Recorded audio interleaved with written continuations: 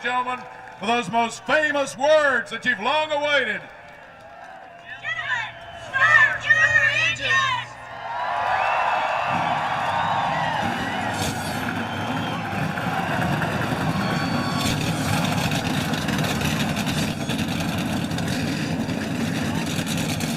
Race fans, the command has been given to 43 NASCAR Winston Cup Series cars to get the green flag. A most welcome sound. Of the Dura Lube The sound of 43 drivers getting set to do, as Dale Jarrett said, this is what we do. We go racing. And we're about to here at the North Carolina Speedway. General Manager Chris Browning, our Director of Public Relations. The start of the 400-mile Winston Cup race at Rockingham is next. Welcome back to the North Carolina Motor Speedway. We're about to race 400 miles. Here's the way they'll line up today. 34th career pole for four-time Rockingham winner Jeff Gordon. Fourth career front row start for Steve Park. Row 2, Bobby Labonte, defending champion of this race, and Ricky Rudd, who won in October of '96 here. Then Jeff Burton, who won the 400 here in October '99, and Tony Stewart with a bit of racing rheumatism. Michael Waltrip, defending champion of the Daytona 500, lines up alongside Johnny Benson, who makes his fourth top 10 start at the Rock. Matt Yoakum. Mike, it's been an emotional week and weekend for Michael Waltrip. They came to Rockingham with heavy hearts and a game plan. They wanted to win this race for Dale Earnhardt, but the weekend has not gone according to plan. He crashed his primary car Saturday morning in practice, then nearly crashed his backup in qualifying. He will roll off 7th, trying to win a race for a guy that believed in him. Row 5, rookie Kurt Busch, third top 10 start in only 9 races. Brett Bodine makes his 11th Rockingham top 10 start. Ward Burton got his first ever win here in '95. Jerry Nadeau, the Atlanta winner last November. Row 7, Jeremy Mayfield, 3 top 10s in his last 4 starts here. And Bill Elliott, a 3-time Rockingham winner. Ken Schrader started every one of the last 33 races here. And Dave Blaney, sophomore driver. Mark Martin got his first career win here in 1989. And Dale Jarrett, who won here last October. Jeannie? Well, not always the bridesmaid, sometimes the bride. Dale Jarrett did indeed find his way to the victory lane last year at his last start here in Rockingham. Obviously, it gave him a lot of confidence, and he's managed to keep the same car intact. He actually hasn't driven it since. No changes. Why mess with a good thing? But he did tell me there will be an adjustment to not having the 3 car out there on the track. Row 10, John Andretti with 1 top 10 finish here. And Jason Leffler, his 2nd Winston Cup start. Bobby Hamilton, winner here in fall of '97, and Elliott Sadler in his 5th Rockingham Winston Cup race. 20-year-old Casey Atwood, the rookie, makes his 5th career start in the series. And Robbie Gordon back in NASCAR full-time. Dale Earnhardt Jr. starts alongside Sterling Marlin, who ran 2nd here in 1994. Joe Nemechek, 4 top 10s here, and Ron Hornaday from out of the Truck Series. Row 15, Rick Mass, 2nd here in '94, and Kenny Wallace. Row 16, Robert Presley and Jimmy Spencer, who was 4th here 3 years ago. 5-time Rockingham winner Rusty Wallace lines up with his brother Mike, who was 6th at Daytona. Terry Labonte, winner here in '83 and '86, and the Winston Cup debut of Kevin Harvick. Mike Skinner, 6th here 2 years ago, and last year's Rookie of the Year, Matt Kenseth. Todd Bodine and Stacy Compton, who got his first top 10 of his career last week in Daytona. Ricky Cravens finished 3rd here twice, and Buckshot Jones makes his first Rockingham Winston Cup start. Hut Strickland, driving for Junie Donlevy, rounds out the field. Dick Berggren. Rockingham is like no other racetrack on the surface. This racetrack is dotted with little chips of marble and granite that just chew away at tires. They're mean on tires. And as the grip starts to go away, you'll see drivers hunting for a line that will work with those tires as they begin to wear out. Pit strategy almost invariably revolves around tires. Drivers, fans, what it really does for both is produce one additional challenge that makes watching the races here a bit more fun. Mike? Rookie Andy Houston did not qualify, and Kyle Petty did not qualify. Ironic, because it was another Petty car, the one driven by Buckshot Jones, with Kyle's provisional points last year, that did make the race, sending Kyle home. You see at the front of the field, pole sitter Jeff Gordon has backed off 1 row, leaving the pole position open in honor of Dale Earnhardt.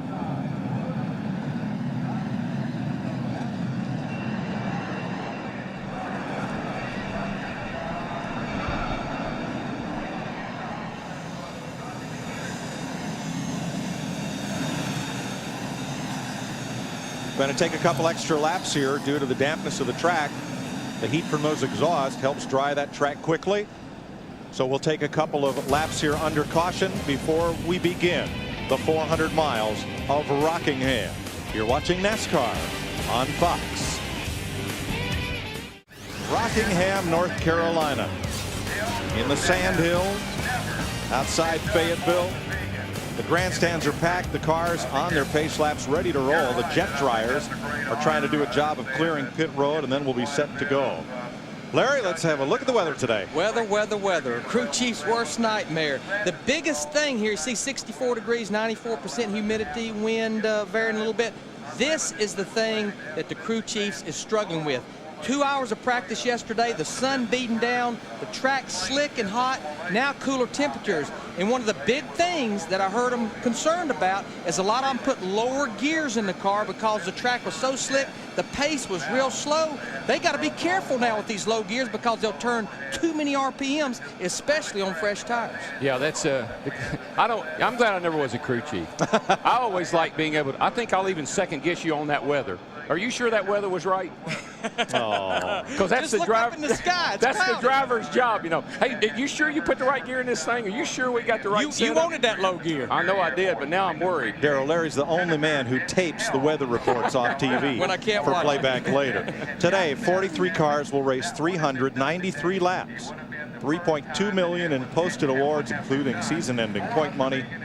And the pit window is not for fuel, it's for tires. You're going to hear us talk about it all day long. They can run about 90, 95 laps on fuel. This place, Dick Berggren, it's like 80 grit sandpaper. It just wears the tires out, and they don't necessarily wear out to the point there's no rubber. They just lose grip. They don't grip the racetrack. Today we're going to ride along with Mike Skinner, the Lowe's onboard camera. They're in car number 31, the Richard Childress Racing Chevrolet.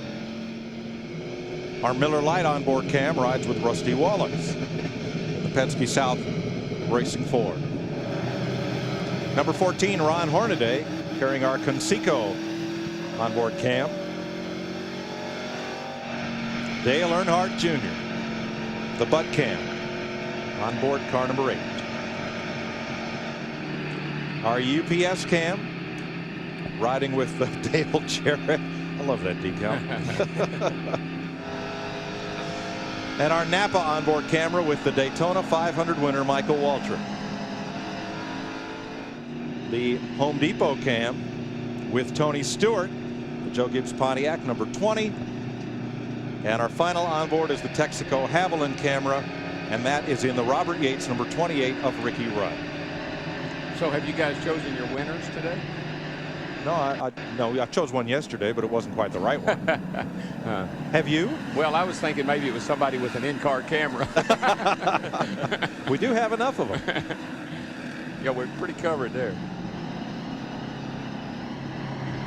A lot of tributes both inside these cars and special decals on the outsides of all the cars. Motorsports Designs up in High Point, North Carolina, on the request of Richard Childress, coming up with special tribute decals. Looks like the flagman's given 5 to go, and they'll do that. Then the crew chief will call the driver. The driver will say, tell the crew chief what he thinks about the track. Is 5 laps reasonable? And then the crew chief and the driver will communicate back and forth right down until they give 1 to go. And sometimes they even have to call it off because somebody will complain about it not being dry enough. Now, Larry, it was only a brief shower this morning. It didn't rain hard. It didn't rain long. But does this give us what we would call a green racetrack? And if so, what's that mean to the setup of these cars? Well, they've been here for 2 days, the Busch cars and the Winston Cup cars. And the more they run, the more rubber got laid on the racetrack. When we first got here on Friday and watched the Busch Grand National cars, they could only run around the bottom. That's where the rubber. And as the race went on yesterday, they kept moving up, getting rubber, and we saw 3 or 4 racing grooves. They was right around the top. Now all that rubber's gone, and when the rubber's gone, it's kind of hard to grip the racetrack. But Rockingham will still get back to Rockingham. Even though the sun's not shining, the rubber will get down, and the racetrack will start to get slick. Yeah, for all you dirt track fans, what they do is they get up high, they get up into cushion. What you don't want to do is jump the cushion, because it ain't for to go into the wall here. This is one of the racetracks that we go to where they race high, they race low, they race in the middle. Budweiser, the official beer of NASCAR, sponsor of the Bud Pole Award. We'll point out that Jeff Gordon's pole is his 34th career pole. It comes in his 200th.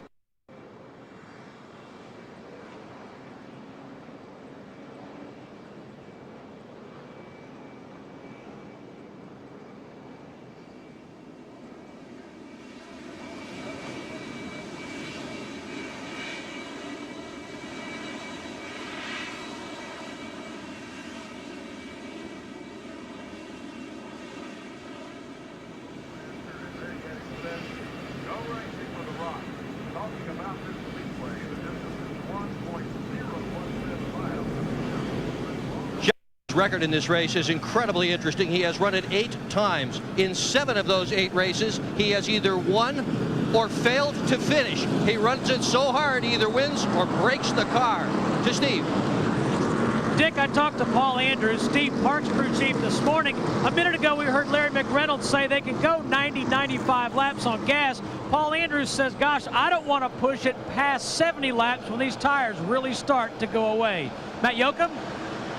Steve, the racetrack may be almost dry, but pit road isn't. A number of spotters and crew chiefs are warning their drivers. Remember that the track is dry, but pit road isn't. The jet dryers have gone up and down pit road twice, trying to blow off some of the moisture, but it's still very damp. You can see a lot of that wetness right there, and the teams have leaf blowers and all sorts of different equipment trying to dry those pit stalls, because remember, these tires have no tread and they just hydroplane on water, so you need that pit space dry. And if you just notice the pit spot where he's drying it right there, it's actually concrete. The reason they put concrete there is gas spillage and all of that won't necessarily work on it like it would asphalt, but the actual pit road is asphalt, and that's the hardest to dry because it's almost like a sponge when it gets that water on it. Now, there are a couple of the blowers that they mount on the front of the cars to blow air through the radiators when the cars are parked in the garage during practice being worked on. So they're pulling out all the stops, using up a lot of amperage here, trying to get things dried out. And I'm sure some innovator was at home having his carpet put down one time, and he saw a carpet layer using one of those. That's basically what they are. Carpet layers, and people who work in houses use those things to kind of dry things out, and they work great on a race car. That used to be the only way we could cool them down. Didn't have these sophisticated cool down systems like we got now. On board Ricky Rudd, looking ahead at Steve Park on the outside pole. Park told me this morning that they only ran about the first hour of yesterday's extended final practice, which actually went for 2 hours. He said they made 2 long runs, were very happy with the car, and didn't want to put a lot of laps on the race engine, so they put it up and went to the house. There's Ward Burton in the 22 car. The story from last week, Dodge, Dodge, Dodge. Where's the Dodges at this week? He was the top qualifying Dodge at 11th, but in final practice yesterday, him along with Sterling Marlin in the 40 car, and I talked to those guys this morning, pretty happy with those race cars. The owner of that car, Bill Davis, thinks they have a real good piece for today. All of those flags a-waving are Dale Earnhardt souvenir flags with the number 3, the black Chevrolet, and Earnhardt's trademark signature. One was given by the Speedway to every fan entering the track today. Well, it's quite a tribute to Dale.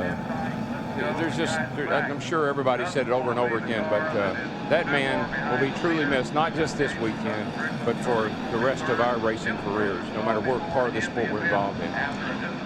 We'll describe 392 of these laps today, but on the 3rd lap of this and every Winston Cup race Fox will broadcast this year, we'll lay out, let the sound of the cars and your memories carry us around on the 3rd lap of every race. When they come down, boy, this is going to be quite a flying start here as they come off of that back turn number 4. Let them know you're here. Lights are out atop the safety car. In short This will be the start of 400 miles from Rockingham. Race 2 of 2001. These crew chiefs are telling their driver now, you got a green racetrack, no rubber down, fill it out, see what you got, be patient, long way to go, big picture. Pace car is in. Green flag, we're racing.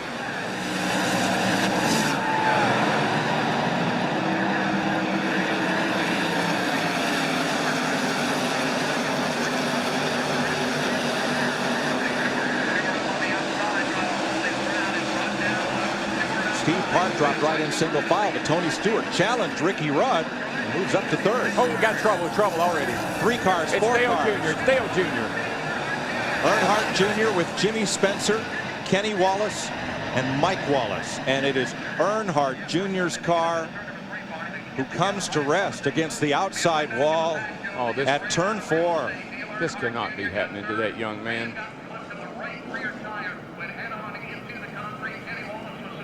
Kenny Wallace goes to the garage, Mike Wallace to pit road. And from the last lap of last Sunday to the first lap of this. He seems to be composed, though, Mike. He's talking to his crew, and I'm sure he's trying to assess the damage and what do they want him to do. They can probably actually see the car better than he can. From what we can see, he can climb out. It's pretty serious, yeah. Took a pretty hard hit on lick there, you know, got the wobbling going into 3 over there. I don't know if somebody got into him, and have to take a look at it and see, but up the hill he went. Earnhardt is okay, staying in the car to talk to his crew on the two-way radio. Here's what happened as things bunched up. I can't tell until we look at it one more time, but Hornaday might have got into the back of Junior, and of course all these other guys didn't have any place to go. Here comes Hornaday. Let's see what happens here. He's coming down the back. It's Junior right in front of him. I'm sure everybody's being real cautious, Oh, yeah. Of all things. Everybody trying to tiptoe into that corner. Yeah. Of course, Kenny Wallace there in the white car, just nowhere to go. These guys are all just caught up in it and can't nowhere to go. They're bunched up on the start here, and poor Kenny Wallace searching for a sponsor. And here's Junior and. Go outside. Outside.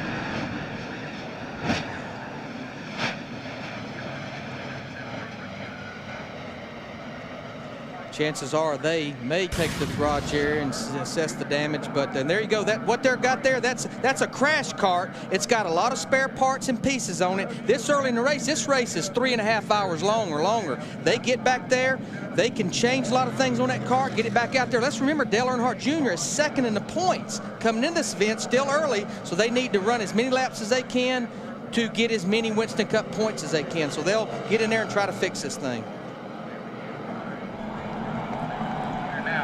95.7, which is WKML, FM Fayetteville, or 94.7, WQDR FM out of Raleigh, bringing you the broadcast here today from the North Carolina Speedway. And MRN always doing an excellent job with very fine reporters up and down pit road, in the garage area, and down around the infield care center where they check on the drivers regularly. Up in turn number 3 now, the track maintenance crew continuing to work on Dale Earnhardt's car. We're under caution for the first time here today.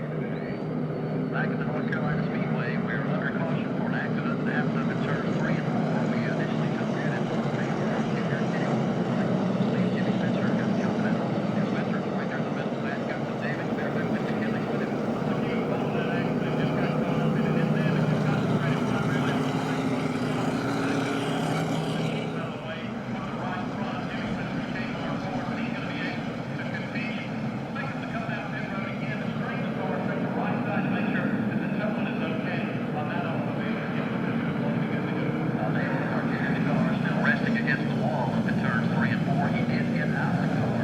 Plans to honor Dale Earnhardt with a silent lap 3 proved all too silent with the crash at lap 1. There's Dale Earnhardt Jr.'s car, and we all so hoped that that young man could turn his focus and attention and have a clean race today. Yeah, and you know what? Every driver in those cars that are going by, looking up at that car against the wall, I bet a tear come in their eyes.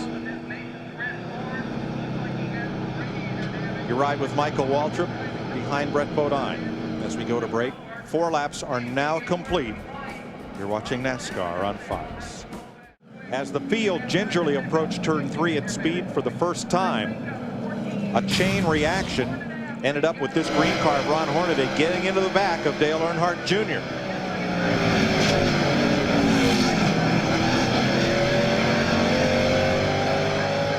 Hornaday and Jimmy Spencer able to continue on, but that white car of Kenny Wallace and the black car that'll come in here, Mike Wallace, have gone to the garage.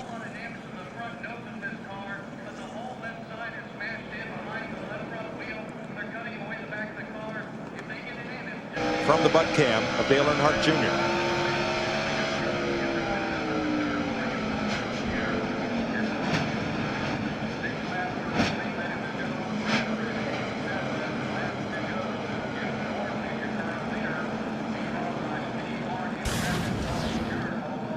I'm sure that he was totally shocked by the fact, everybody kind of eases down in the first and second turn, up, down, turn the back into 3.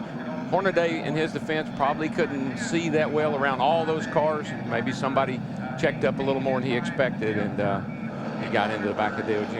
I'm going to ask a question that viewers have posed to me, Darrell. Why not brake lights on these cars? Well, we could have them inside the back window. They always talked about the tail lights and the lenses and the glass breaking and that thing, but we could set them up in the back window, small brake light, and it wouldn't be a bad thing.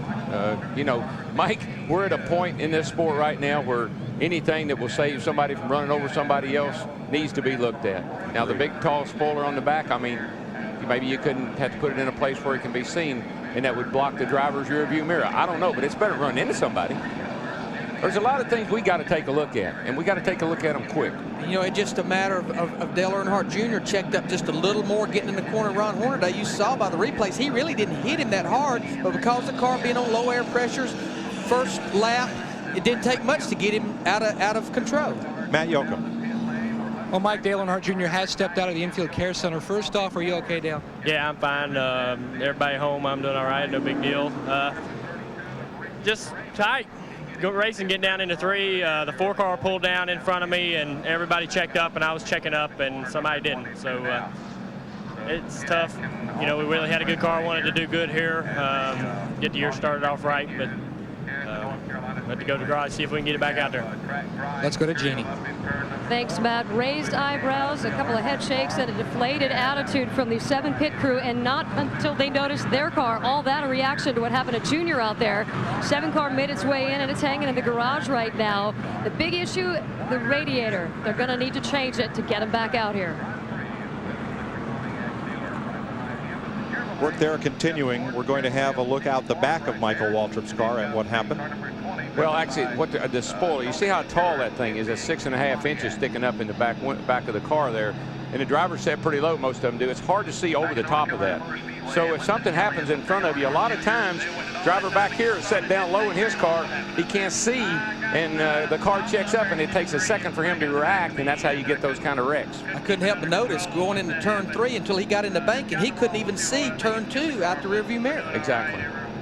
And so you talk about a brake light, and we'd have to find a place to put it, one side or the other, or up over the top of the roof or something. On the roof would probably be a good place.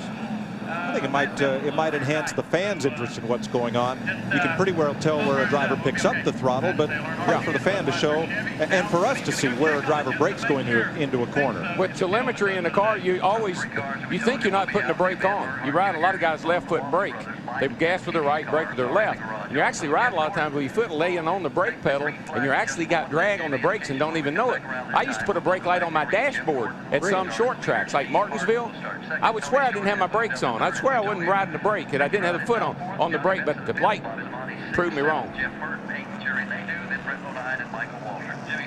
Thought we were going back to green, but they turned the lights back on the safety car. We'll have at least another caution lap here. Good time to take a break. You're watching NASCAR on Fox. They did that on purpose for our sake. Good thing. Here's how they're running after 11 laps. We've had, most of one green flag lap.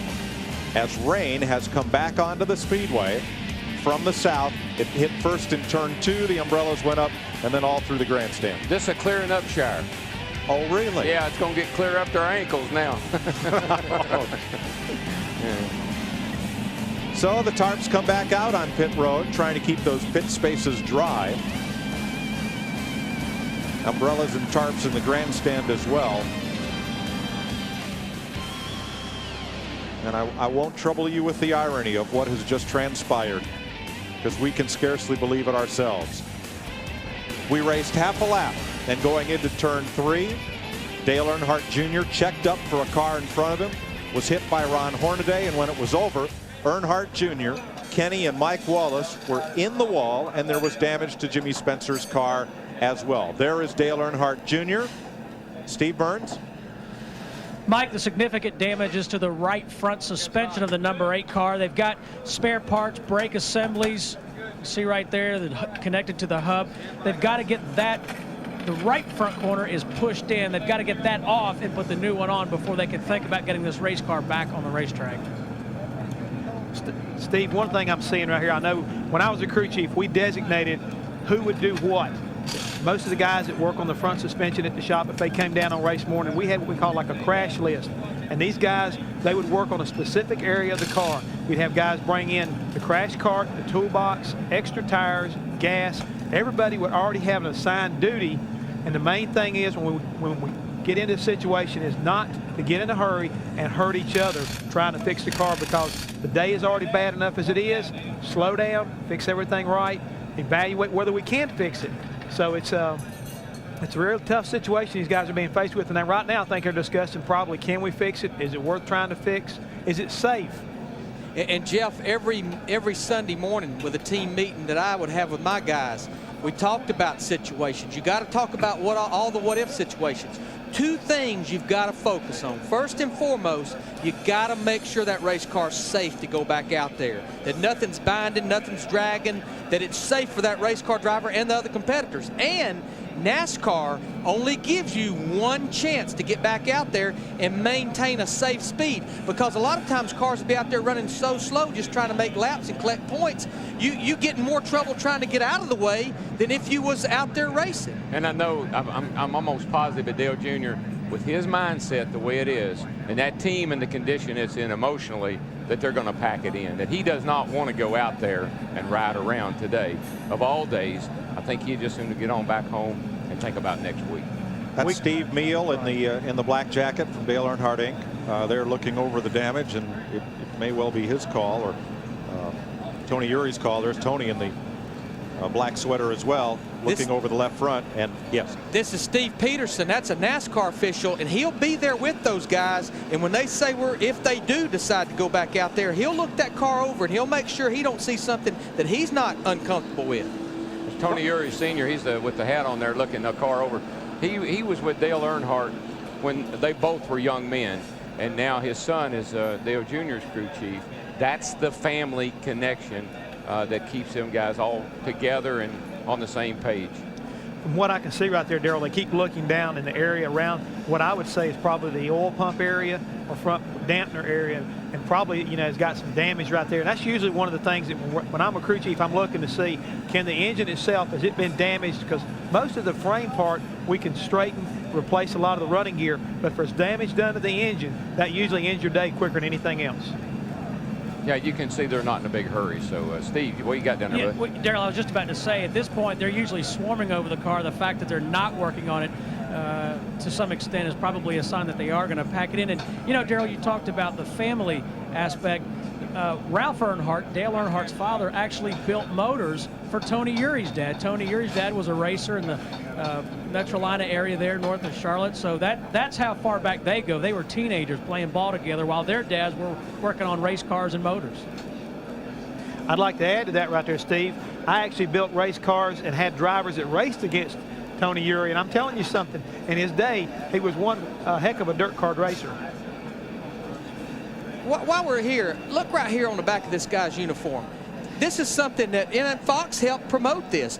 putting the names on the back of the crewman's uniforms. Yeah, the over-the-wall crew. This is a team sport, and these guys are athletes. They're going out there and they're changing 4 tires and dumping 22 gallons of gas in 14 or 15 seconds. They have workout programs. They practice. These guys are athletes, and I think it's time these guys get the recognition and not just called the front tire changer or the jackman. These guys, they got a name, and they're special to this sport. And our pit reporters have done quite a job over the last few years trying to promote and publicize what they've done, and so now it's not a rule they have to have their name on the uniform, but it is becoming practice. If you want us to call your name, it helps. It does. Dick Berggren? We have been eavesdropping on the conversations between Ricky Rudd and his crew. Those conversations focus on an electrical problem in car number 28. They believe the problem is located in the air conditioning system that cools his helmet. However, there is nothing they can do to work on that system right now without bringing Rudd into the pit area, and they surely do not want to lose track position. They're going to leave him out and hope it goes away. Mike? Race cars, air conditioning. That used to be an oxymoron. Two words that didn't go together. Power steering. But there it is. We are under caution as we dry the track out from a brief shower here at Rockingham. We'll be right back.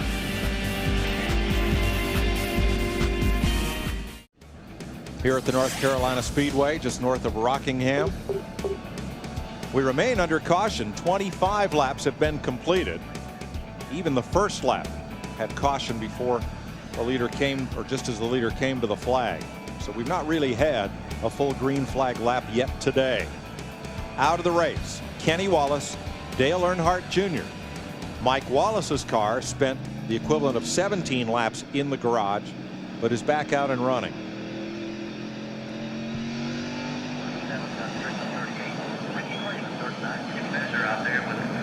Still no indication as to when we'll get back to green. Turn 2 is a little, they gave a signal there a while ago. They were saying about going back green, but I'm sure all the drivers complained about turn 2. That's where the rain came right across that side of the racetrack. Got that side of the track, turn 2 area, pretty wet. Here you are, turn 2. Hey, coming up out of turn 2. Driving up that hill. Coming up out of that hole. Well, you know, folks at home, you always hear us talk about going down in a corner and coming up out of a corner. Well, you see how these guys are, they're down in the corner here, but now they're starting to come up off the corner. And that's what we talk about. Oh, he went in too hard. He went down in there too hard. Well, he got loose coming off. And that's what we talk about in and out of the turns. As you can see, there's a downhill and there's an uphill. What you also see here is the pit exit on this racetrack is all the way around in the middle of turn 2. A couple of years ago, the front pit was lengthened so that no drivers would be penalized by having to put on the backstretch. So there are pit stalls all through turn 1 and almost out to turn 2 there. So it's just one pit road, but it's a long pit road when you have to come down there under green. We'll be right back. Them an advantage if thing goes back to green and stays green for a long period of time. They got fuel and tires, and most of them are just putting fuel in, but I see there's Skinner. He's working on his car. May even make an adjustment, Larry, based on yesterday's practice and how the track is today. And I think that's definitely what's went on. These cars only put a half to 3/4 lap on their tires, but if you're at the back of the field, you've had time to think about it, and you said, you know, maybe we need to pull that rubber out of that right front spring. Maybe we need to drop that right front air pressure. Go ahead and make the adjustments while it's early and see what you can come up with. Yeah, I would always be happy. If I was near the back, I was always happy to get this early caution and make a couple of changes in my car based on what I'd felt there on the start of the race. We are on 1 to go. We're going to go racing here in about a lap. 11 cars stopped on this last lap of caution before the 1 to go signal was given. Your leader, pole sitter Jeff Gordon. On the initial run to turn 1, Steve Park dropped right in line behind Gordon, while Tony Stewart challenged Ricky Rudd to the outside and took over the 3rd spot. Rudd's number 28 is 4th. Johnny Benson is in 5th. Bobby Labonte 6th. Jeff Burton, Jerry Nadeau, Brett Bodine, and Michael Waltrip are the top 10. It'd be a single file restart because other than Mike Wallace, everybody's still on the lead lap, and I don't think as much as he's injured, many laps as he's down, He'll start at the front. He's going to tail at the back of the field. But the worst part about this is early in the race, the leader takes the green flag. If you're at the back of the field, you're still in turn 3. You're almost a half lap down when the green flag comes out. And his problem is going to be maintaining a minimum speed. And they do have a minimum speed. There's a speed limit that you have to be able to maintain. And that's also the problem, Larry, for those 11 cars that made pit stops. They're going to be way back on a single file restart. Oh, yeah. This is the when we get going here. Green flag. Green is out for the second time today.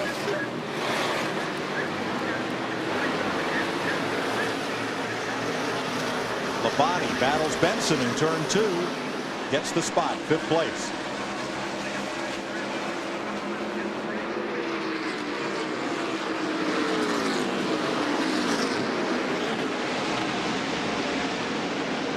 Right now, everybody running that low line for the most part, but they'll get a little rubber down. They'll start moving up that racetrack. They'll start testing it just a little bit up there in the 2nd, 3rd groove. Yeah, and I don't think it'll take them very long, particularly cars in the back. They got to go to the outside if they want to pass anybody. So we'll be strung out and spread out pretty good here, not too short order.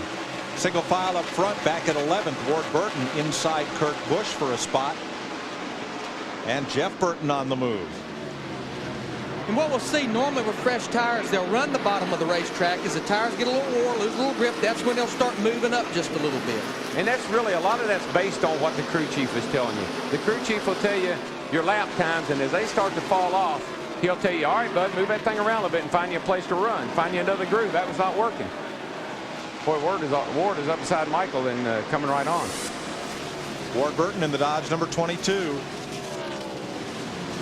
I think Mikey's real happy with this car right now. He thought he had a good car for the long haul. That's what he was telling me. Sometimes that doesn't pay off too well.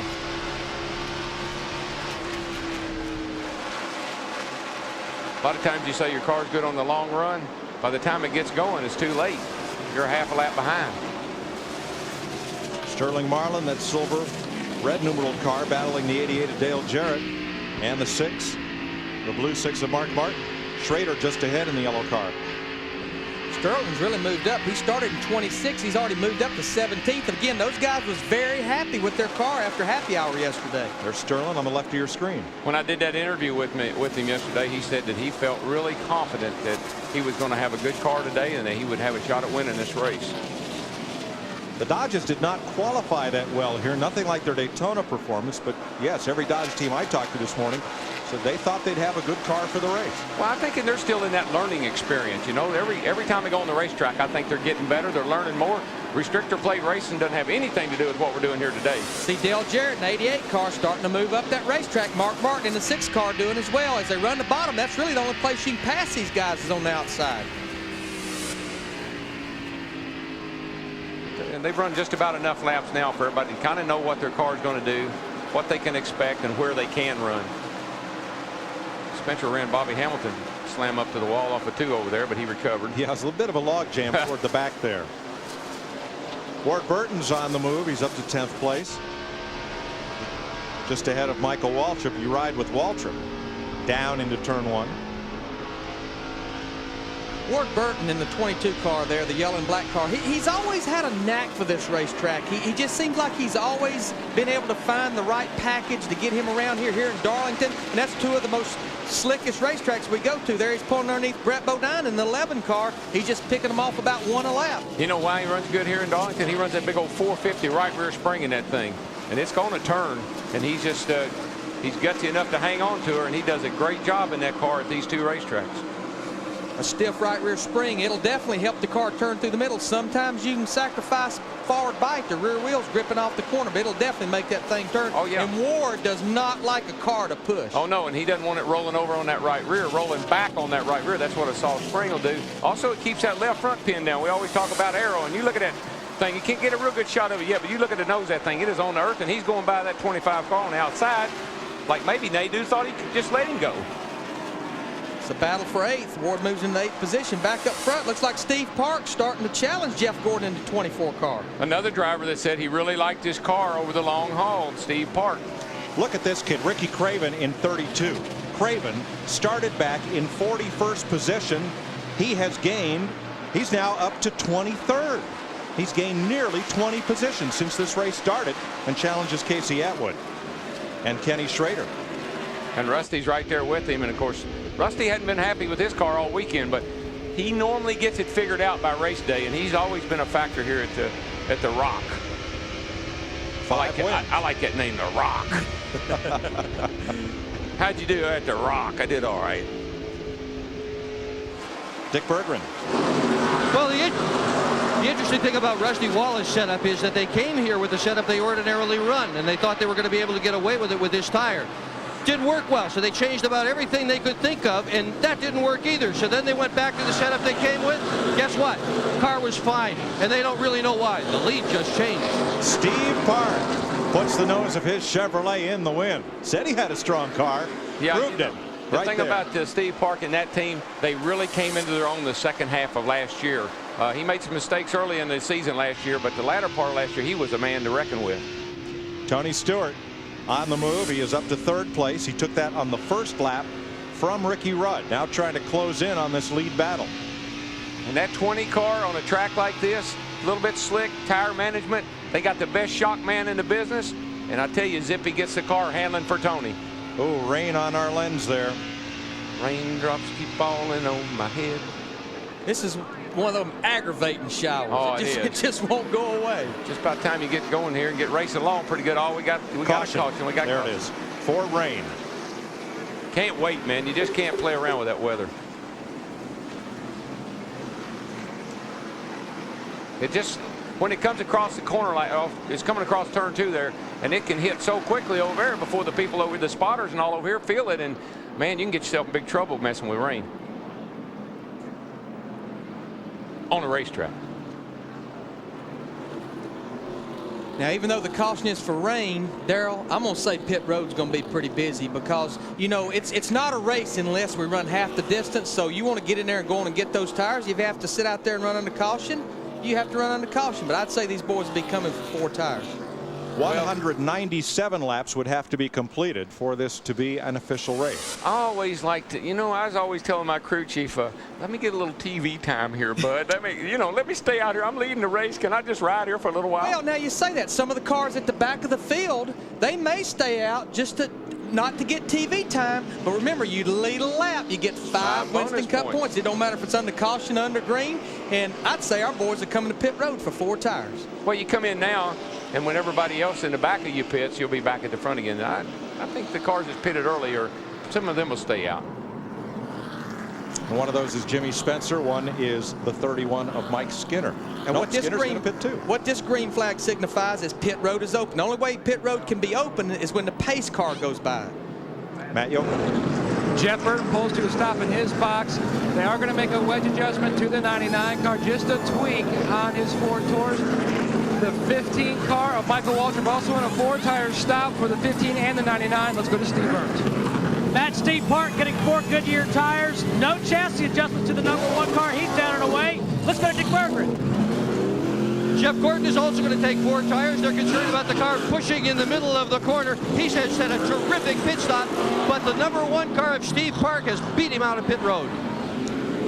One thing I saw that I know everyone on pit road appreciated, these cars came in very slow and gingerly so that nobody would lock up the brake and slide on a damp pit space. Well, pit road speed is 45 miles an hour, but I believe with it wet as it is, they was a lot slower than 45 miles an hour. Oh yeah, you got to really be careful because these tires have no tread, and you get on that concrete and you lock up the brakes, and you're going to slide into somebody. So almost everyone was on pit road. Jimmy Spencer did not stop, nor did Buckshot Jones or the 92 of Stacy Compton. Everyone else did, and here's Ward Burton back in, I believe. Well, that tells you he might have a problem of some kind with something that took place on the stop. And there is trouble on Rick Mast's car. The hood is going up. Ooh, it's smoke under there, too.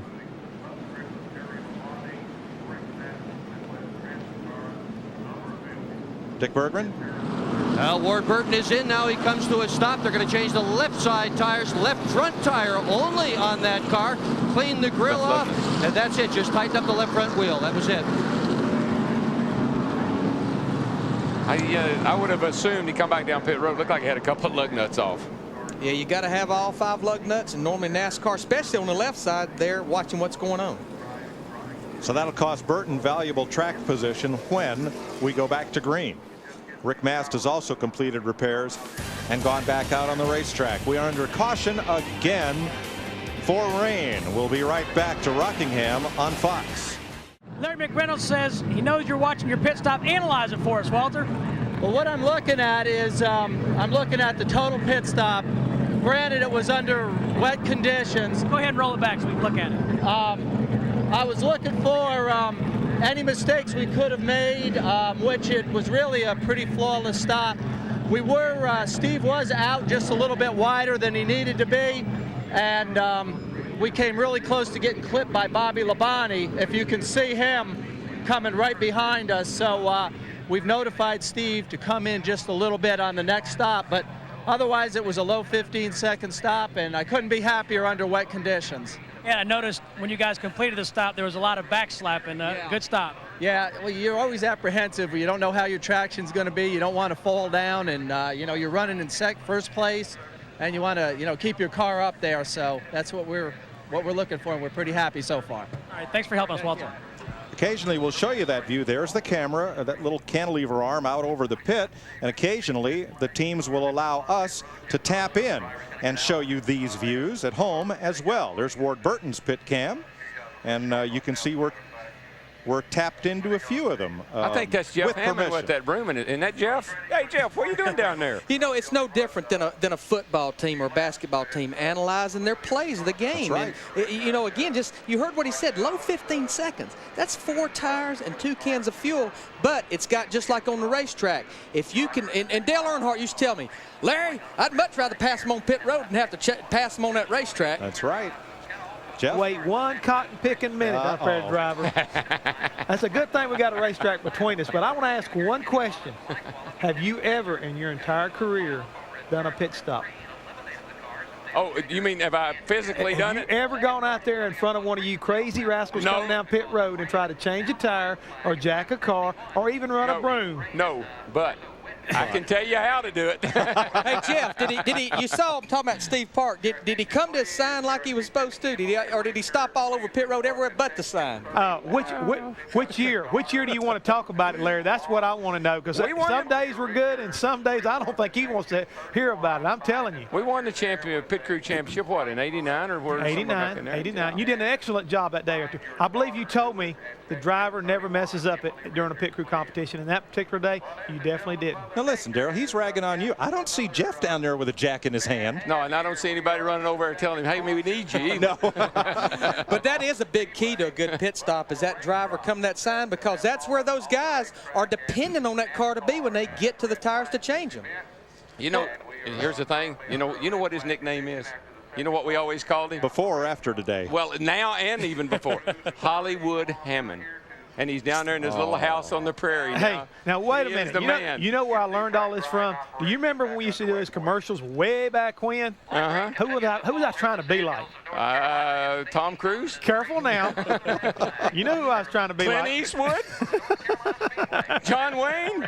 Yeah, I want you to know right now, I am nice and warm and dry in here, guys. Yeah, look at this. Look at this. I've Barbie's got my popcorn. Look at Barbie's Fantasy single wide right here. That's a bungalow in there. It's a little house on the prairie, and there he is sitting right there. And that bungalow's going to go with us everywhere this year. Yeah. It's nice in there, too. And it is. They got a lot more accommodations than we got up here. Wave to me, waving. Wave to me. Well, we're lucky we can't see you.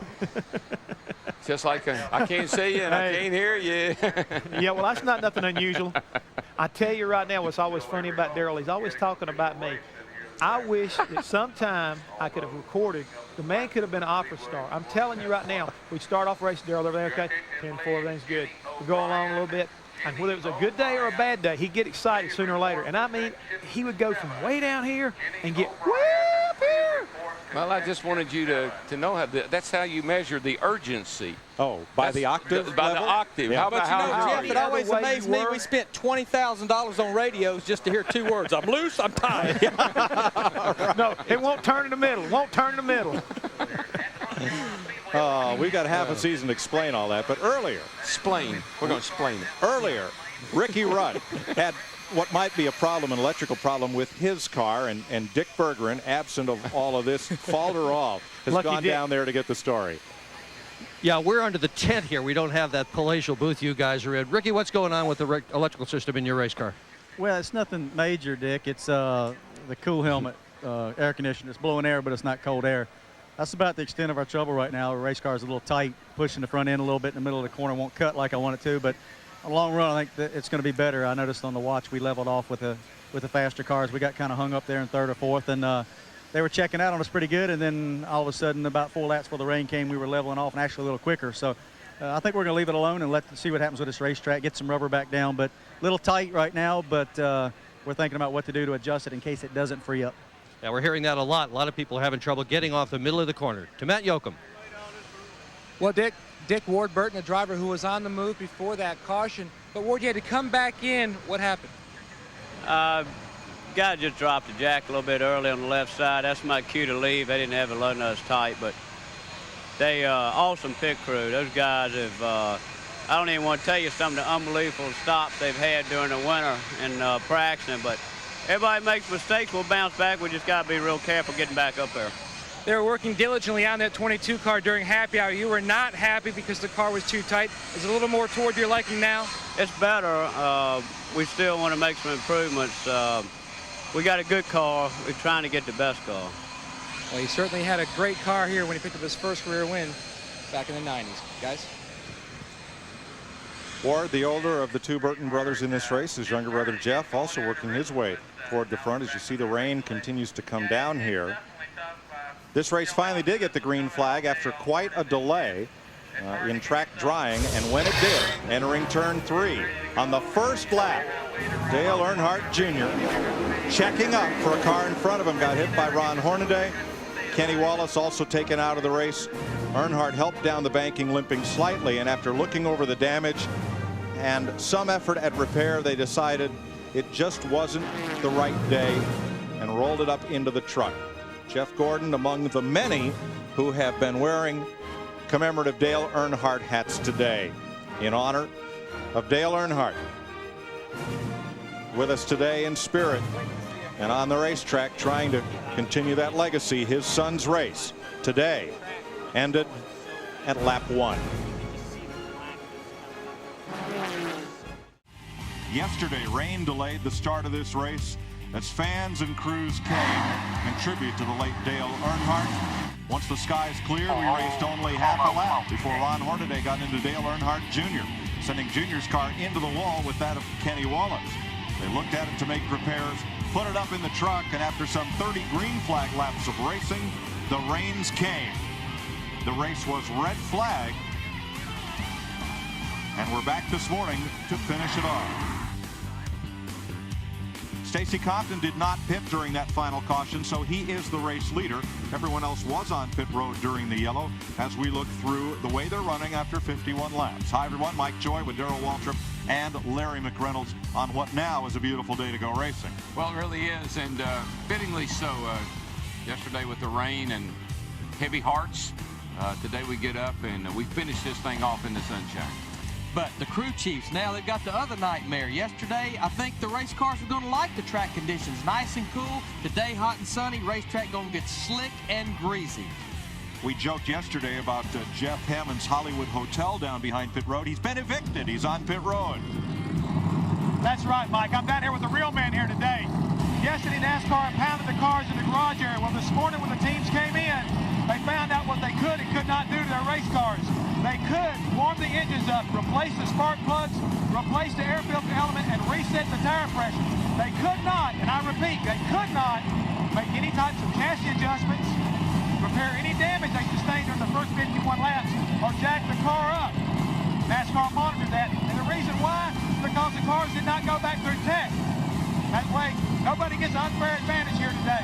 For more, let's go down to Speedway Illustrated's Dick Berggren. Thanks, Jeff. Jeff Gordon started the race on the pole. He will restart in second position. He has led 42 of 51 laps so far.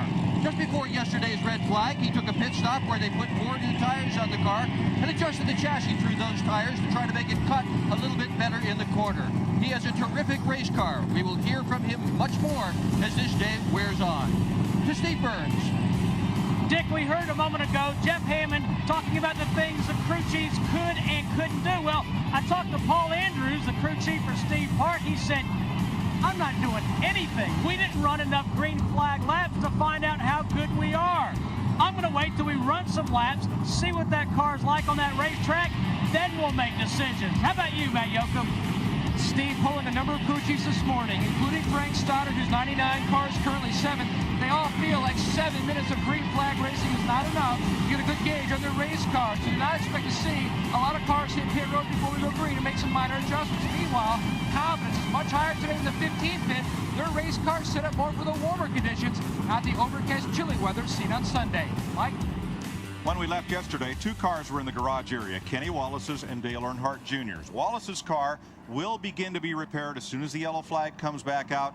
From yesterday until right now, we're still in a red flag condition. No work could be done. Sadly, though, Dale Earnhardt Jr.'s car in the hauler and headed home after half a lap of running. You know,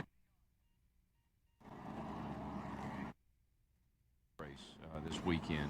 I know that emotionally, I can't imagine that he was prepared, and I believe there was just some reason that he was supposed to load that car up and go home. It's funny, the skies opened up just long enough to run that half lap and ease that car into the wall and then back onto the truck. So it just was not meant to be for him. Kenny Wallace is going to try to get back in this race. And now, Larry, these teams have had all night to think about the changes in the weather, the changes in the track. But as our pit reporters have said, we got to run very few laps yesterday. Yeah, I mean, most of the race was run under caution. But I tell you, I got to talk about a car that I'm really going to watch. I think Jeff Gordon's got a good car, Steve Park, Tony Stewart, but Ward Burton in that Dodge. He started 11th. He had worked his way almost to the top 5.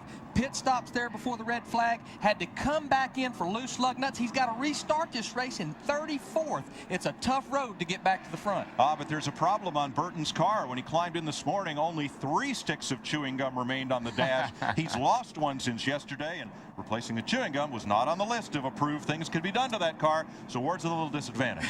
Well, the drivers always have. There's so many things they have to deal with, you know, so many problems, and I'm sure he'll be explaining that to his crew chief, particularly on these restarts. Yeah, if we interview Tommy Baldwin and he's chomping away on that stick of juicy fruit, we'll know where it went. We'll know who got it. Right. Just ahead of Burton there, Kevin Harvick tapped to drive the Richard Childress car. Richard has said the number 3 will not be used. It's on a moratorium for the balance of this season, and a black number 3 will never be raced again out of the Childress Racing shop. So here this car is in white and with the first available number that does not contain a 3, 29. There we are, right inside Ward Burton's car. You saw the as he had a look inside, and it's like, hey, it's only 3 sticks. What happened? Oh, Matt Yoakum. Matt Yoakum. Well, there it is. Maybe that's where the other stick of gum went. Well, David Pearson used to have a cigarette lighter on his dashboard, and different drivers have different things. All the comforts of home right there. You know, you can look at the 7 car coming down pit road right now, and you can tell that the guys were not allowed to do anything to those cars overnight, or he would have made his look a little better. We expect several of the drivers toward the back of the pack will come in and pit during these caution laps. And in the garage, Kenny Wallace's car is being repaired. Their crew indicated they would need about 10 minutes to get it back on the racetrack. Todd Bodine has come in, Rick Mast, Jimmy Spencer, who was involved in that lap 1 incident, and Buckshot Jones, all making pit stops. We're under a yellow condition. These laps are counting. We're now at 53 of 393 laps. You know, Kenny Wallace and those guys could survey the damage of that car. Wouldn't surprise me if it didn't go back home last night, even fabricate some new parts, body parts and so forth to put on that car, and he could get back out there and get a decent finish, you know, the way this race started off. Now, 2 drivers that will restart at a disadvantage. We mentioned Ward Burton, who had to make another pit stop under caution when it was raining yesterday afternoon to tighten left front lug nuts, and Kenny Schrader, who came in and made an additional pit stop to tape up the nose of the car. They'll both be restarting deep in the field. And I got to believe a lot of these guys that's on pit road right now, again, most everybody took fresh tires on under that caution before the red flag, and we are on the 1 to go. But a lot of them, they made adjustments to their car, I'm sure, on those pit stops based on the weather being cool. A lot of people complaining about the cars not turning. But if you was a little bit loose yesterday, this racetrack's going to be slick, rear end wanting to come around, it's going to be looser today. Yeah, well, a lot of people were saying, I talked to Bobby Labonte and several, that their cars were they were comfortable, but they were a little tight, and that's really kind of where I'd want to be if I was starting this race right now with the sun out the way it is. Take a few laps to get some rubber down. This track got a lot of rain on last night, some sand washed down into the groove. Tell you something else people don't realize. When they run those jet dryers around here, there's a residue that comes out of that jet fuel, and that can cause the track to have a little bit of a tendency to be a little loose on the get-go. Now, Stacy Compton's our race leader. We have 54 laps completed. He stopped back on lap 29, and we don't expect to see him make an appearance on pit road, and now we're set to go racing. It's a single file restart, really no cars a lap down other than Mike Wallace, and the disadvantage of that this early in the race, the leader takes the green flag, which may be why Stacy Compton did what he did. The last car's in turn 3, so you're almost a half a lap down. Green flag on a sunny Monday morning. We're back racing at the Rock. And Gordon goes for it right away. Now that's the difference in stopping and getting 4 fresh tires than having some that you've ridden around a few laps on. This place is so hard on tires. You just use any laps at all, you almost got to come on the pit road if the caution comes out. We're going to see pit stops. Pit crewmen are going to be very busy people today. Yeah, and the thing about Stacy, all he can really do is kind of roll up out of the way because these are guys they're a lot faster than he is. We saw this Saturday in the Busch Series race, where it was Ryan Newman that stayed on track with worn tires and had to sit helplessly and watch the whole field on new tires shoot right by him after a restart. Pretty much everybody on the fresh tires running the bottom of this racetrack. As a little bit of rubber gets down, the cars get to sliding around. We'll see it move up to that upper groove. Mike Wallace will pit, repairs to his car, or rather he just drops to the back of the pack, let everybody go past it. He's just trying to cycle some laps. He's getting a little close there. Oh yeah, they're starting to push and shove a little bit. Some of these cars are, wanting to go to the front, and they're fast, and they want people to get out of their way. See Sterling Marlin in that 40 car right there. He started 26, already moved up to 13th. He was very happy with his car in these conditions in Saturday's practice. And look at him, he's right around the bottom of this racetrack, moving up on 97, Kurt Busch there. Ward Burton is back in there, as you mentioned to Larry in our opening here, and he is just having a terrible time working traffic. There are 2x2, and no place for him to go. He was pinned behind Matt Kenseth and now goes to the high side. Burton's yellow number 22, following Kevin Harvick in the Richard Childress 29. He's got that baby. He's got the pedal to the metal. You see her fishtail up off the floor there? He come up out of that corner. Come up out of that corner, got up on that straightaway. And the downside of what he's having to do, he's got a good race car, is working traffic, overdriving the car. It's overworking the tires, and by the time you get toward the front, you've used up your stuff. Kurt Busch trying to hold off Sterling Marlin. Busch, the rookie, in the unsponsored Jack Roush car. You're riding with Dale Jarrett just back of him. Dave Blaney to the left in front of Jarrett. I believe Jarrett's got a very comfortable car. He seems to be just biding his time. This is the same car that he won with here in October. And what's phenomenal about the 88 team in Dale Jarrett, they have not finished out of the top 10 but once since 1995. Jeff Hammond. Mike, on that restart, if you notice, Jeremy Mayfield fell back through the fields. What happened was either he got some moisture or air somewhere in the clutch line. The clutch didn't work properly, so therefore we had a bad shift, and a lot of cars, about 5 of them, got by him. Dick Berger. Tony Stewart took a wild upside-down ride at Daytona Speedway last weekend. He said that after the race yesterday, when he only ran 51 laps, he was absolutely dog-tired. The things that are troubling him, a sore neck muscle, and also the lower portion of his back. He says he's going to make it all day. I wonder. Mike? You ride with Stewart. Boy, there's a gaggle of cars right here.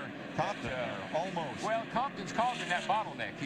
He's just not very fast, and these guys are running up on him. He's taking away either the inside or outside line, wherever he is, and it's backing everybody up. And guys are a little bit impatient. That guy in that 2 car gets real impatient. And watch 32 there, Ricky Craven. That was the driver who gained the most positions during our 50 laps yesterday. He started back about 41st. He's currently running 20th in the 32. He has a very good race car. Watch him get off into turn 3 there, and he's got a very good car. Looking back at Craven from Rusty Wallace, a 5-time winner here. Boy, it doesn't take them long to start. Look how high they're starting to get up. Getting way up against that wall already. and we'll see this all day long. Cars will work good at the bottom, then they'll search around at the top, a little bit of rubber gets down, cars will start gripping, and they'll start making up a lot of time at the top of the racetrack. Rusty's at the bottom, and look at the 32 car all the way up around the top. Even the drivers up toward the front of the pack are beginning to find the higher groove. Bobby Labonte and Jeff Burton are up there. Here's your leader, Jeff Gordon. Right behind him, Steve Park. Now they're right on the bottom of the racetrack. Behind him, Park on the bottom, and also the third place car running right around the bottom. That is Tony Stewart. But the two cars behind them, Jeff Burton and Bobby Labonte, have been trying a much higher line. See how Stewart's right on the bottom there. Well, there's no question that you want to run the bottom. I mean, that's where you want to be. Everything is dictated by how your car's driving. Will it run the bottom, or can you hold it down and make time? Now look at Burton and Labonte. They're at least a groove off the bottom of the racetrack. Brother Michael, he's all the way at the top of the racetrack already in the 15 car. He'll have the back bumper wore off that thing, leaning it up against that wall. Let's go to pit road. Mike, Bobby Labonte just radioed into crew chief Jimmy Maycar and said this car is tight, and it's tight everywhere. It's tight going in, tight in the middle, and it's tight coming off.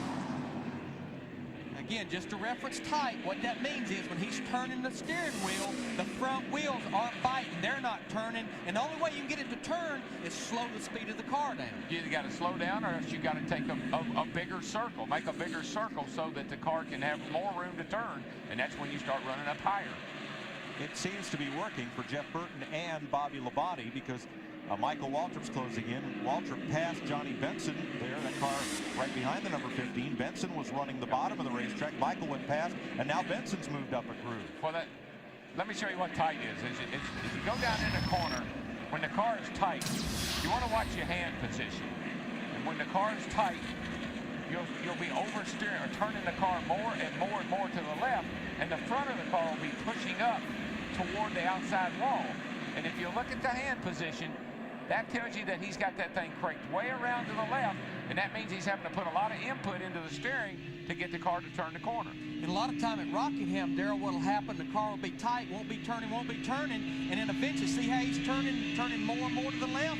And what'll happen is, because the front wheels finally bite, it'll actually get loose. The tail end will want to come around getting off the corner. At drivers, it's a hand-eye thing. And when your hands are not where they're supposed to be, you know where you want those hands to be to go through the corner. And when you don't have them where they're supposed to be, you're going to be one unhappy driver calling in that crew chief telling him, you got to do something. Ward Burton moving up by working right down against the track apron. Dick Bergeron. He doesn't have a lot of choice about where to run, Mike. His car is very tight. Real goal that yesterday, Ward Burton wound up in the back of the pack with a very good race car because of a pit stop miscue. They failed to tighten all the lug nuts on the front of the car. As a result, he wound up all the way in the back. To Matt.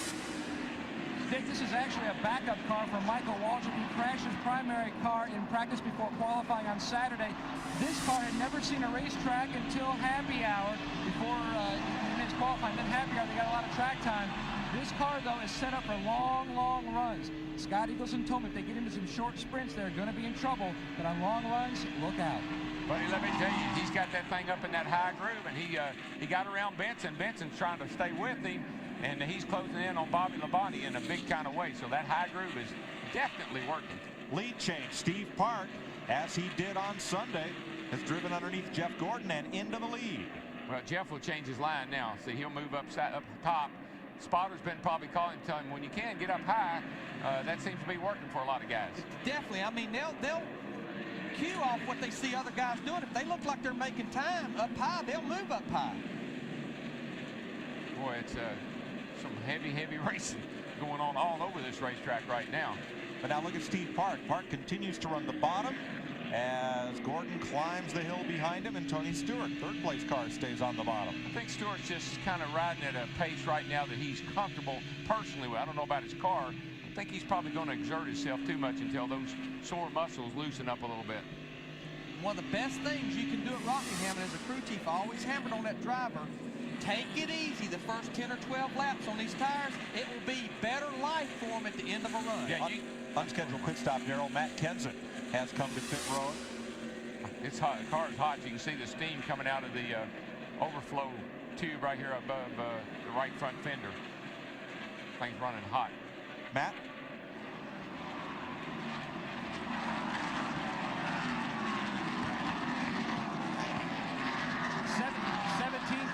down pit road. You can see the steam rising after the overflow above the windshield.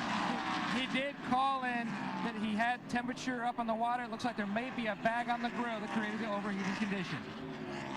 And they'll have to cool that thing down because he probably blew a bunch of, well, they got a bag, they pulled that off. And what this guy's doing right here, there's a quick fill, a quick water fill, and he's shooting water back into it because you don't want to take the radiator cap off just like your passenger car. It'll blow hot water everywhere, so they have a quick disconnect. All right, look at there it is right there. And it's just like blocking that front end with tape, and no air will go through. So they had to get the bag off and cool it back down with cold water. We're told that came, might have come off of Mike Wallace's car. You know what that probably was, you know how we put the 200-mile-an-hour tape, the gray tape all in a big strip? I bet that's a big patch of it. It came off and got right on his grill.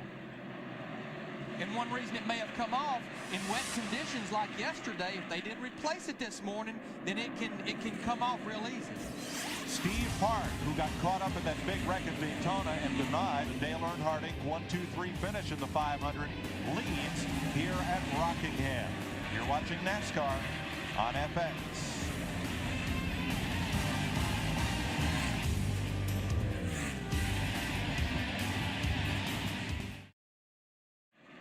Steve Park is leading here at Rockingham on FX. Stacy Compton, who you remember was leading when we dropped the green flag and who last pitted at lap 29, has now come for tires. And he was about 1 second in 30 laps from being lapped. And we don't mean to wear the word out today, tires, but tires is Rockingham. Fresh tires, there is no substitute for them. He paid a high price for his TV time. So Compton goes at least, well, he now goes 2 laps down. He was about to be lapped, so he lost a lap coming in, and now he's lost a lap with the pit stop and exiting.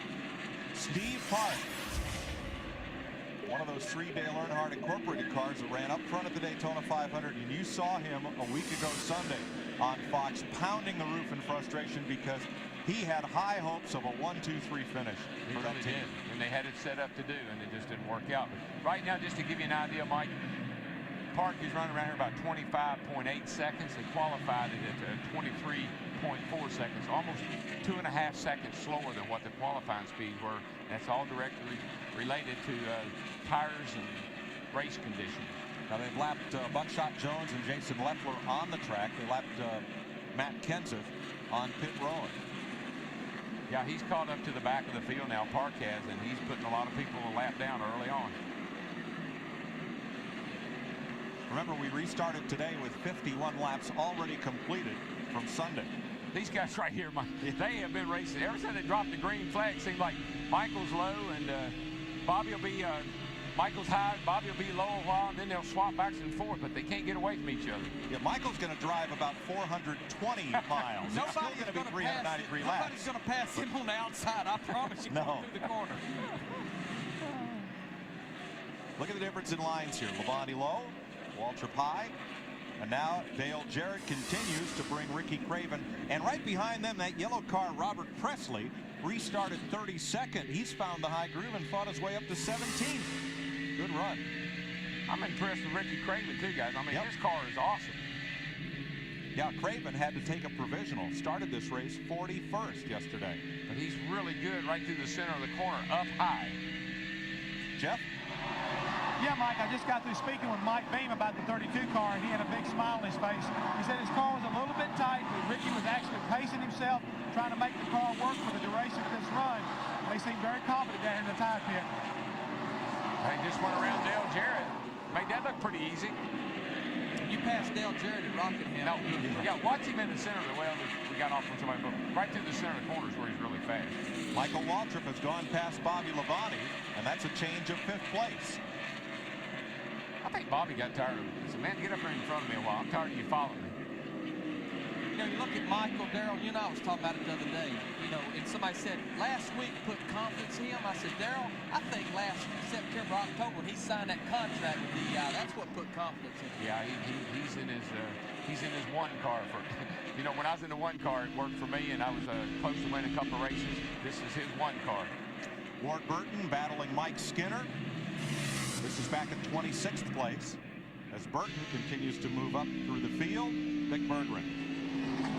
Ward Burton led 100 laps in this race last year, but today he surely is having his problems. He has called into the crew and told them that the car is pushing badly, and he thinks potentially he has a right front tire going down. You may think that just because the thing is pushing so badly. Crew Chief Tommy Baldwin says no tire problems, but, you know, Tommy Baldwin. And that's a tough decision on the crew chief. You're thinking to yourself, well, what's making it push, not turn? Is it a tire going down? Do I need to make adjustments? Will it over-adjust? So it's a tough decision on his shoulder. Well, again, what put him in this position was Tommy had a left front tire changer problem on the caution flag pit stop yesterday. Whoa, look at this getting close down there. That's Jeremy Mayfield as well. Brett Bodine in the 11 car. He ran in there real hard, and the 43 checked up, and Jeremy didn't have anywhere to go. Now, Brett started 9th. He's now running 25th. But the right front tire, I mean, the track's abrasive, and had no rubber on it, and I'm telling you, and the cars are tight, they're going to grind that right front tire off these things early on. Robbie Gordon loose there, battling Look Schrader down here. and Nemechek. Now watch the 14, the green car of Hornaday. Oh, my goodness. Whoa, just getting it straightened up. That's what caused these guys here to bottleneck up. Everybody had to get up out of the throttle.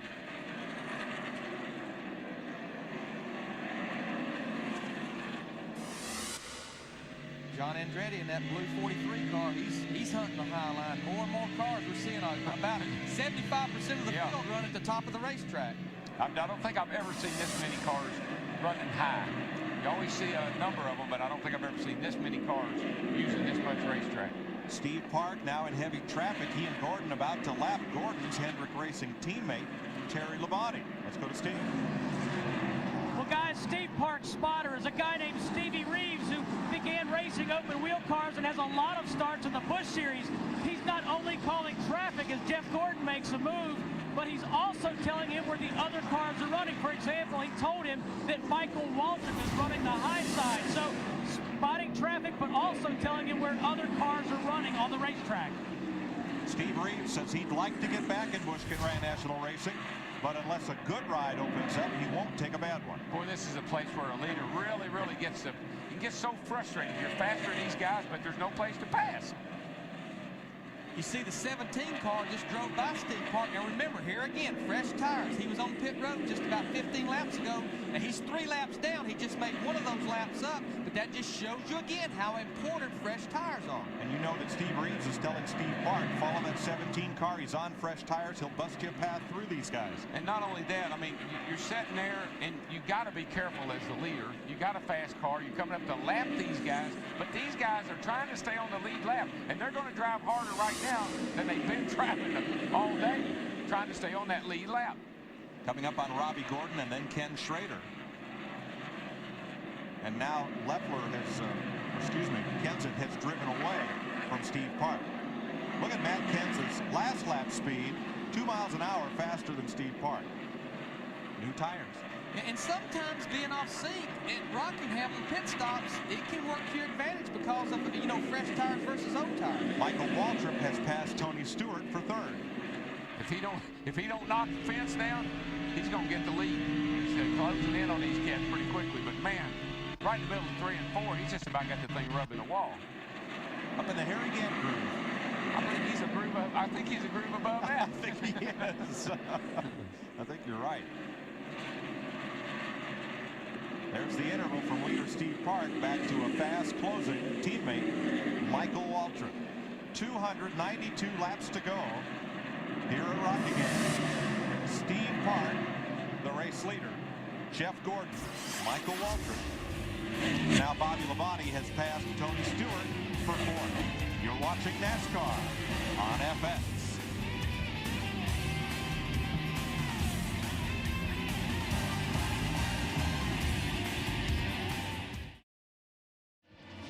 Next Sunday, we'll be at Las Vegas with Winston Cup Racing on Fox, 2 p.m. Eastern Time. That's this Sunday, March 11th, in Atlanta, 12:30 Eastern Time on Fox. And then March 18th, we'll be at Darlington, 12:30 p.m. Eastern Time on Fox, your new home for NASCAR.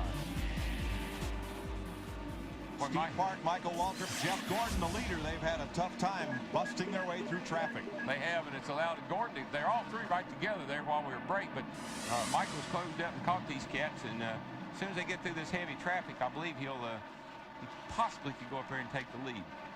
And I tell you, driving that high line, from a driver's perspective, it's exciting. It's fun. You know, everybody expects you to run around the bottom. That's where your car handles the best. When you do the high line, that means you're driving the wheels off that thing. You're using every bit of the racetrack and getting all out of that car you can. And from a driver's perspective, that's fun. It's exciting. One more piece of traffic to clear. Here's a look at our Fox tracks that we're working on, and it's been a work in progress. You see first, second, and third pinpointed where they are on the racetrack using global positioning, satellite technology, interfaced with our Fox truck. It is a very complicated procedure. We'd hope to have it for Daytona. Burton's in the wall. Oh, Jeff Burton. Bounced off, it keeps going, cannot get to pit road. He'll have to come all the way around. He's pretty well flattened the side of that car, but the tires are up. I think he did quite a bit of damage to that car. He's really, really slow through 1 and 2, and I'm thinking he probably beat the side of that thing up pretty well. That's the downside. Look how he's really slowed down. You can see the damage on the fender here. It's all pushed in. That's a pretty hard lick. He's definitely coming to pit road.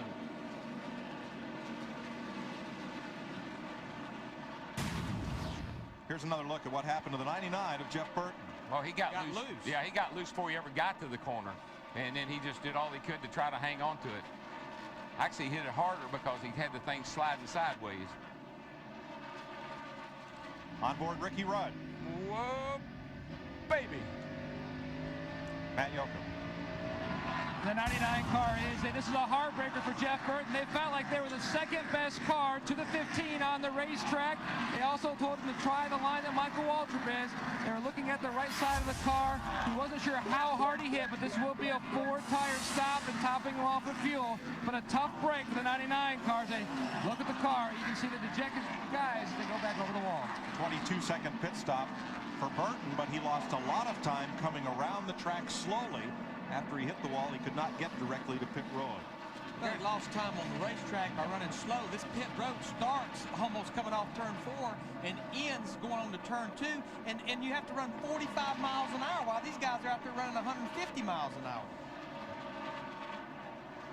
I tell you, that 32 car, I know Michael's up there running the high groove. He's running the high groove, and they're closing right in.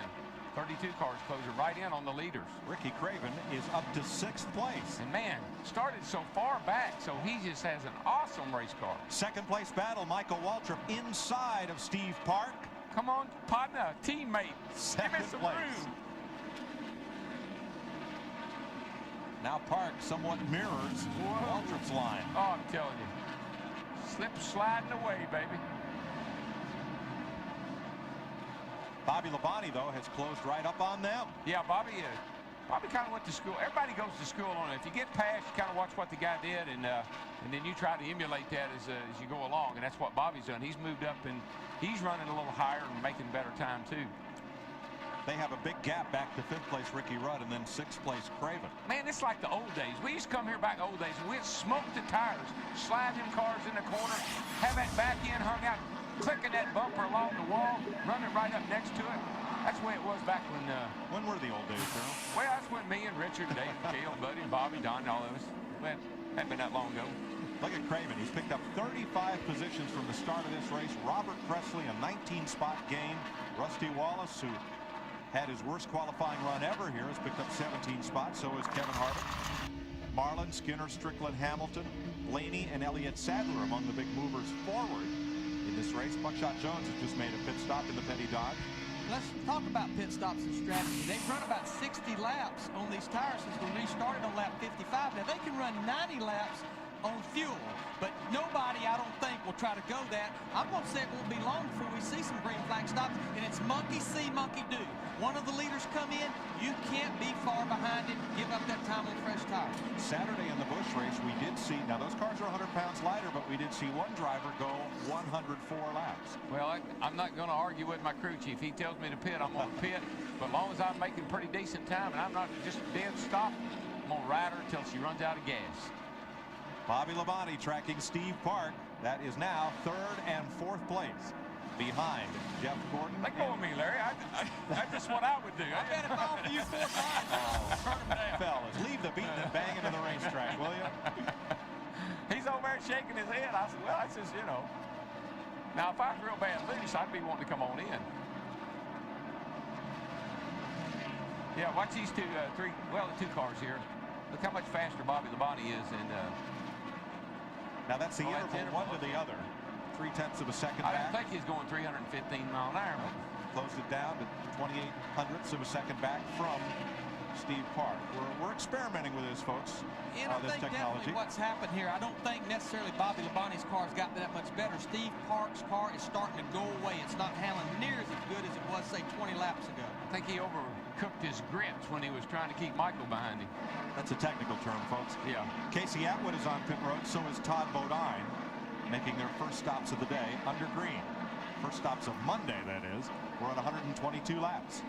A lot of these cars pitting are cars that was on the verge of going a lap down, already lapped down. Their hopes is get the fresh tires, get that extra time. Here's Bobby Labonte all the way at the bottom of the racetrack going underneath Steve Park. This is, again, the battle for third, and he gets the position. Bobby's car still works very well around the bottom of the racetrack. Yeah, he thanked him for gave a little wave, said, thank you, bud, for not racing me. This is no time to be doing that. And Bobby's a big picture racer. You won't see him take a lot of chances on the track early in a race. Remember, he was one of only 2 drivers last year, Dale Earnhardt Sr. the other, who ran the entire Winston Cup season without it, did not finish. Well, there's guys that I wish I had their demeanor, and I wish I could control myself like some guys can. And if I could do it, I'd do it like Bobby Labonte does. He is one cool cat, and he just kind of keeps himself under control, keeps focused. Big picture, just like you said. Here's the 5th place car, Ricky Rudd. But you know, Darrell, here, and it was sometimes hard to do this early in the race, but I tell my driver, if a car catches you that fast, there's a reason. He's better than you That's are. right. Let him go. Don't right. use your stuff up. Yeah.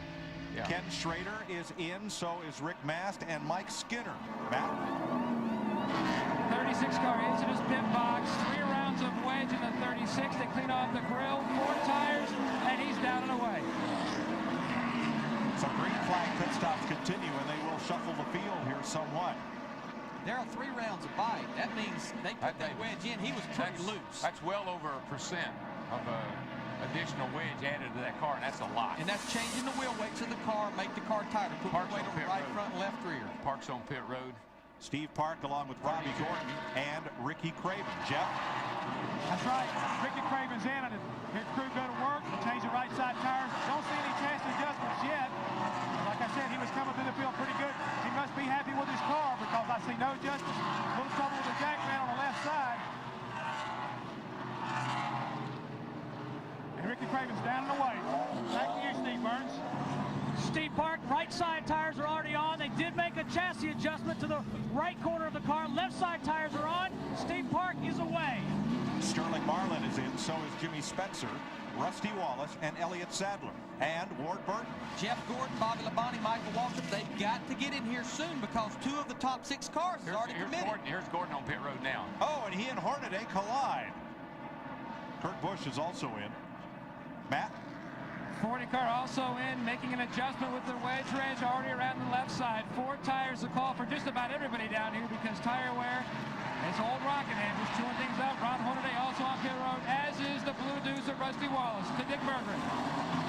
Jeff Gordon getting ready to come in and make his pit stop. Here he comes to the attention of his crew. Again on the front tires. The big guy on the jack is Chris Anderson. He benches over 400 pounds. Shane Church on the rear tires.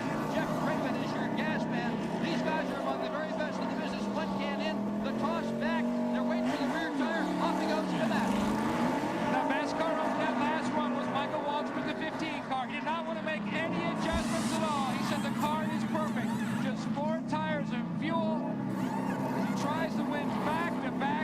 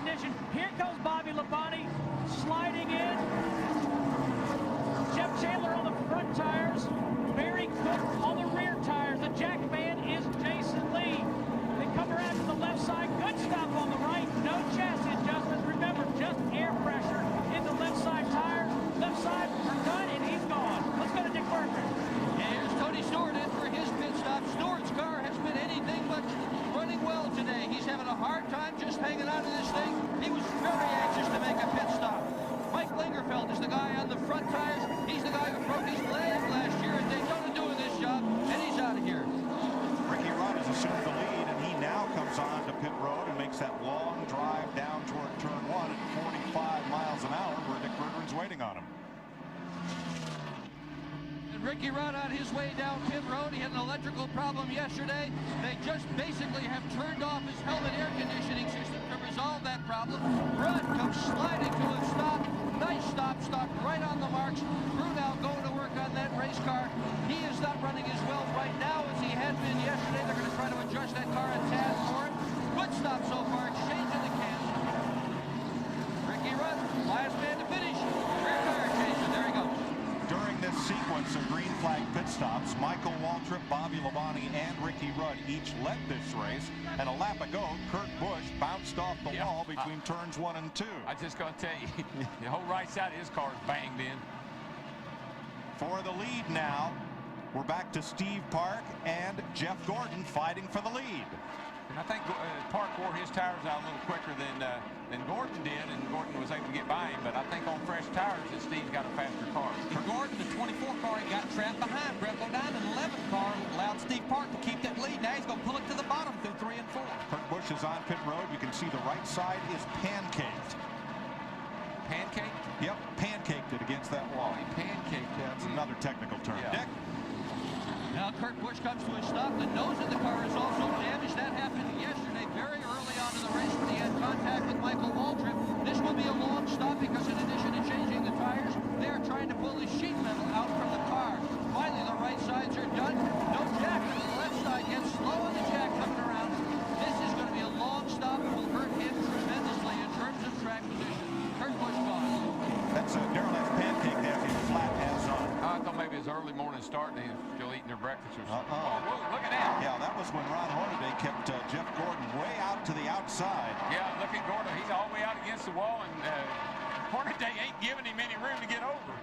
Well, there were already cars on pit road, and Hornaday might have feared one of them pull out, so he was as far to the right as possible. I think he was just trying to add a degree of difficulty to Jeff Gordon's pit stop myself. And he did.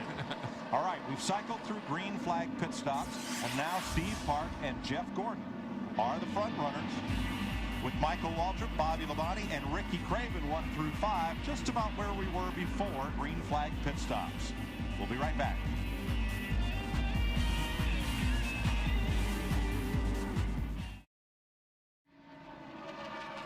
Welcome back to the North Carolina Speedway, where number 6, Mark Martin, has gotten a lap back from race leader Steve Park. He fought hard to do it. He did. That's something you won't see at Rockingham. As we know, this used to be called Markingham. Yes. And to see him going a lap down here before lap 150, you saw him get real loose off turn 2 right there, but he's driving the wheels off that thing, just trying to survive. Stay on the lead lap, hoping a caution comes. One thing about Mark Martin, he's going to run the bottom of this racetrack. He'll be the last guy to move up off the bottom. Even if it got oil on the bottom, he's going to try to run the bottom. And today, that just may not be the way to go early on. Robert Presley having a strong run in 77, and Kevin Harvick in his Winston Cup debut also having a strong run. Now, we were incorrect Saturday. I was about Harvick's plans for the Busch Series. I said he would run all the weekends where Busch was companion to Winston Cup, and that's half the story. He's going to continue to try to run all the Busch Series races and contend for that championship. So there's going to be an awful lot of late-night plane flights where those cars race with Winston Cup in different tracks on the same weekend. I want you to explain this pancake deal now. Well, show me what you're talking about. I'm going to show it to you right here. Show me. Okay.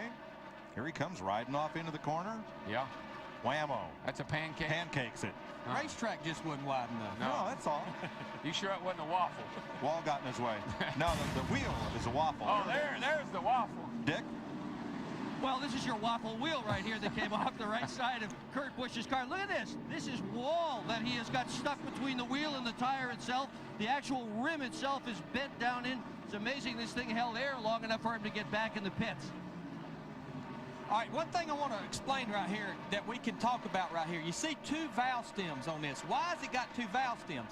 This one is what the outer air pressure is. We talk about at speedways, these tires have a tire within a tire, the inner liner. That's what that pressure is put in with. And it's just if you have a tire go down, you've got a little extra insurance there with the inner liner. It's just one of the safety devices Goodyear uses, Matt Yoakum. And the 99 car of Jeff Burton hit the wall earlier. Frankie, look at the car. What's the damage? Well, say we knocked the toe out pretty bad. Right front had the wheel bent a little bit. Might have been a ball joint or something. We're trying to wait it out for a caution here if we can, you know, to fix the toe, see if we can get back into it. I mean, our day's over to try to win this thing for sure. The Citgo Super Guy team is working hard to just get in a little bit there. Jeff thinks he might have got in a little bit of oil. The tire was a little bit soft. Hadn't lost all tire pressure, but really not sure what happened. Tough break for the Fall 99 winner, Steve Burns. Hey, Matt, this is the right front tire that just came off of Steve Park's car. After every stop, these guys swarm over these tires and they check 3 things: tire pressure, tire temperature, and tread depth. Now, across this tire are these numbers: 2 1/4, 2 5/8, 3, 3, and 3, and that's where they've measured the tread depth. So, Larry McReynolds, you have some more explaining to do. Well, again, they'll check this on all 4 tires that come off the car, and these are check codes. Of course, these are slick tires, and they have this little hole. You can see what the tire is when it's new, and this will give them information about today, but it's also information they'll use for the future. You can't adjust the camber to how much the front tires is leaned in, and that tells you a lot about that, but it'll tell you which tire you're wearing out the most. If you're wearing out the right front, that means the car is too tight, the front end's not turning. You wear out the right rear, that means the car's loose, and the rear end's coming around on it. So there's a lot of information you can get from that that'll help you today make adjustments, but also for the future. Like next week, where they'll run this same tire at Las Vegas. Folks, we're going to give you a chance to hear the sounds of Rockingham. A little different than what we heard at Daytona 1 week ago. We'll let the pictures tell the story, and you can crank your surround sound up.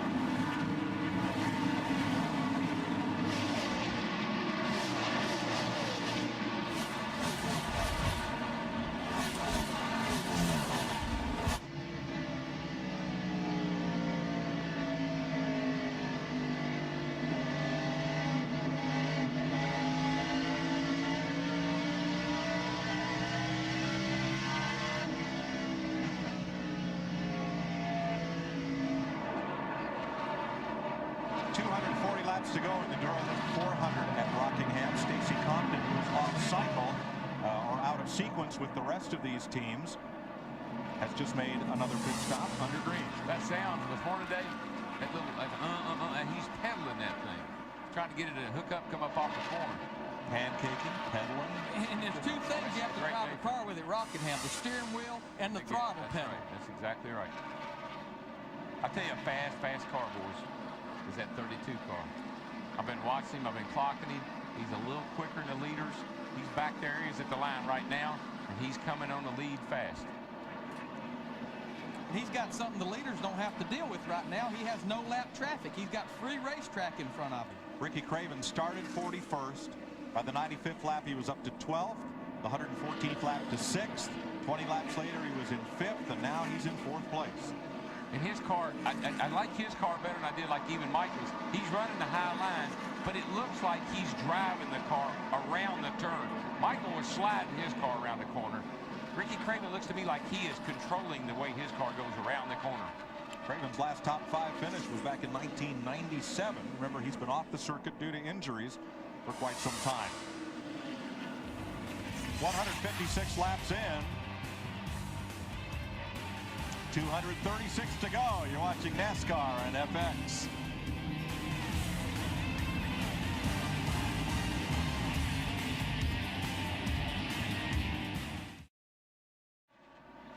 Welcome back to NASCAR on FX. Jeff Gordon and Steve Park have been battling back and forth for the lead while trying to lap past Mike Skinner now. And Skinner is working hard to stay on the lead lap. Let's show you how the lead changed hands. Well, pretty obvious. One's high, one's low. and Jeff was really low. He had the left side tires down below the line, and that's a fast place to be if the car will handle down there. Our entire Winston Cup coverage from Rockingham will replay tonight at 8 p.m. Eastern Time and Pacific on FX. All right, we can go home and watch this. I mean, we never get to watch. That's right. Jeff? Yeah, Mom. Yeah, Yeah, Mike, a little while earlier, you guys were talking about the tires and the guys taking the temperatures and the tread depth. If you notice down here in the 88 car, Brad Parrott and his crew are already transferring the information into the computer. We've actually reached the computer age to where these guys are not just using notepads or charts, but transferring everything into a computer as the race progresses. Todd Parrott has already been talking to Brad Parrott about some of the problems that the 88 cars are having today. Car not turning in the middle of the corner. They're looking at mixing matches and combinations here to get the car back to where it can run on the bottom. Matt? Michael Waltrip in the 15 car started the fade. They didn't make any changes on that last pit stop. Michael just not liking this set of tires versus the previous set. But the biggest thing, Scott Eagleson told me Michael lost his rhythm. So Scott tried to calm him down, just told him, get back into your rhythm and you'll be all right. Also, Bobby Labonte has passed Steve Park. That's for second place. One of the things that used to aggravate me the most is when that spotter would say, all right, get back in your rhythm now, get back in your rhythm. There'd be cars everywhere, and you're trying to pass people, and you can't just drive the same line all the time. But I know what he's talking about, because let me tell you why, Mike. When you get up high, up there against that wall like that, it takes total focus and concentration. And as you go along, you get a little tireder. In other words, you wear down a little bit, and you can't concentrate quite as well. And that high line gets a little treacherous. We haven't run that long, but I tell you, it's a delicate line that you run when you're up high like that. Delicate. Drivers are very delicate people. You know, I heard him say they didn't make any changes on Michael's car. Another thing could be happening. Now we've done run about 100 or so laps on this racetrack. This racetrack is changing. More rubber's getting laid down. It's getting slicker and greasier. So even though you don't make changes, the car will change. This is where a good combination, good adjustments, keeping up with the racetrack, we call it, that's the car that'll go to victory lane. Yeah, and the good thing about it, Larry, and I love to hear you say that, you got to be tightening up all the time. Here's the pass for second place. And again, Steve Park up high. Bobby Labonte goes downstairs. And the downstairs, the lower groove, later on in this race, you see a lot of cars go back down there and start running that as they get their cars adjusted so they can. But Larry, you're right about it. You got to always be thinking about tightening up. Track gets slicker. Kenny Wallace is back in the race. Remember, this is the first lap that he has completed. Oh, Hot Rod don't look too bad. Nope. Now again, this was a car that was damaged on the lap 1 crash yesterday, but Wallace's team gathered last night, figured there'd be a lot of cautions in this race, and if they can maintain a minimum speed, they can move up, pick up enough points that'll hopefully put them in good stead once this year's championship points begin being used if they need a provisional spot. You never know at the end of the year what doing that will do for you. It could 2 or 3 spots here could make a huge difference in where you finish at the end of the year. So even though it's a long way off, like Larry said, got to think big picture. Well, here's a car that's on the move, that 10 car, Johnny Benson. He just passed Ricky Rudd for 7th. He's been working that bottom, and Rudd's like he's up in the high groove, and his car's not biting up there. He's lost 2 positions just in the last 2 or 3 laps. That's what's wrong with Michael's car, too. It's just not got that bite in it that it had early on. Jeff Burton, whose car was damaged earlier in a brush with the wall, is in. Matt's there. A tough start to the season for Jeff Burton. They've raised the hood. They're going to check the toe. Frank Stoddard said earlier they feel like the car has messed up the toe when he hit the wall. A tough break, losing a lot of race time on the racetrack as they check the toe, trying to fix this very, very ill-handling race car. And what you see him doing here, you see a guy in the hood, this guy right here, what he's doing, he's loosening the tie rod. And then you've got a guy on the other side that's holding a string, and they're looking at the distance of the tire to the string, and they're adjusting the distance of the front wheels. We run about an 1/8 inch of toe out, which means the front of the wheels is an 1/8 wider than the rear. That gives the car stability through the front. See here, you see this guy's holding the string, this guy, and they're talking to it. And Jeff Hammond, is that what you see going on? Yes, I do, Larry. And one thing we might add here, the reason why they decided to do this is I'm sure that Frank and Jeff Burton have been conversing and saying, hey, I'm eating this right front tire off this car. And if we don't fix it, I'm going to blow it out and I'm going to knock the wall down. And there again, they're doing this as a defensive move, so they won't have to worry about having a problem. They could possibly lose some points here today. All this high-tech stuff, computers and everything, and what do? You set the toe with a string. And like I always told my guys, the tallest buildings in the world are built off a string. We've heard he did shut the car off, and again, the toe out way in or way out, it can also really wear the tires out because the tires are actually dragging across the asphalt. Bobby Labonte now has caught Jeff Gordon, the race leader. They just put Jeremy Mayfield a lap down. He didn't give up easy, though. Jeremy didn't. He worked them over pretty good. They finally got around him. Now trying to pass Matt Kenseth. Remember, Kenseth made an unscheduled pit stop, and he is 3 laps down. I believe that 32 car has got a little bit of extra strength stuff in that car today. That thing is moving. He's got the best looking car on the racetrack. He is driving that car. Look at how he's moved up. Remember, he started 41st, and he's come to 4th. The car's not sliding. It's not sliding up there and using the wall to turn it. He's driving that thing up over. It's getting a great bite off the corner. He's wiggling a little bit there, but that's not unusual for coming off the turn 2 over there. He's battling the 19 of 20-year-old rookie Casey Atwood, who is 1 lap down. Let's go back and pick up 10th and 11th place, the 88 of Dale Jarrett, the 20 of Tony Stewart. This could be another case of the track changing. Tony Stewart, you know, he was up there battling for 3rd and 4th. Now he's falling back to 11th.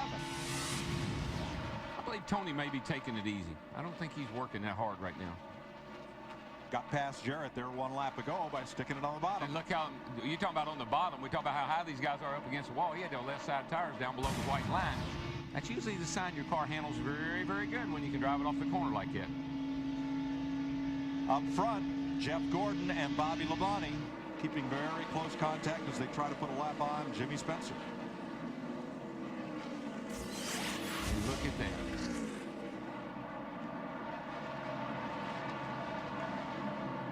Now Spencer is 2 laps down. Remember, he was involved in that first lap crash. See the momentum you get, how much more straightaway speed you've got using that high line. You can really get a lot of momentum when you come off the corner, where down low you have the car a little bit more bogged down. The car loses more RPMs on the bottom, and you keep that RPM range up when you're up the top of the racetrack. Here's a good example right here. Watch these 3 cars. Now Bobby's got his line taken away a little bit, but he out accelerates Gordon off the corner.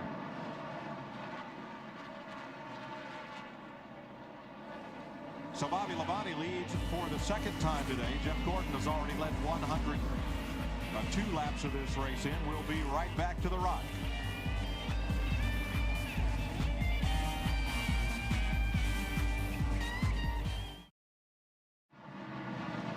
Welcome back to Rockingham, where Bobby Labonte leads Jeff Gordon and Steve Park. There's Labonte working on rookie driver Kurt Busch. Ricky Craven just put the move to Steve Park, and Craven moves up into 3rd place. And he is coming to the front. I say it, give him a little time here, and he'll be chasing down that 18 car and that 24 car, because his car just looks, I hate to keep saying that, but his car is handling well, and it's not being slid around the racetrack, it's being driven around the racetrack. It's going through the center of the corner, plus it's getting a good straight forward drive up off the corner. And this is the best run for a Cal Wells car since he came to Winston Cup Racing a year ago. I think you're right. He had 1 top 10 finish last year with Scott Pruitt. That was at the Brickyard 400. And Ricky Craven giving Wells' team their best outing ever. Now their 2nd car, Andy Houston, was one of 2 that failed to qualify for this race. Kyle Petty was the other. Green flag pit stops have begun. Brett Bodine was in last lap. There's Casey Atwood just completing his pit stop service.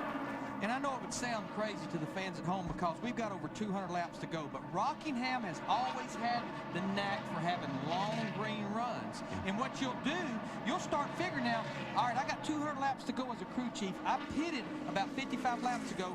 How can I break my pit stops up to get the full advantage of the freshest tires throughout all these runs? Exactly. Well, let's see if we can find out from the leader's pit. Here's Steve.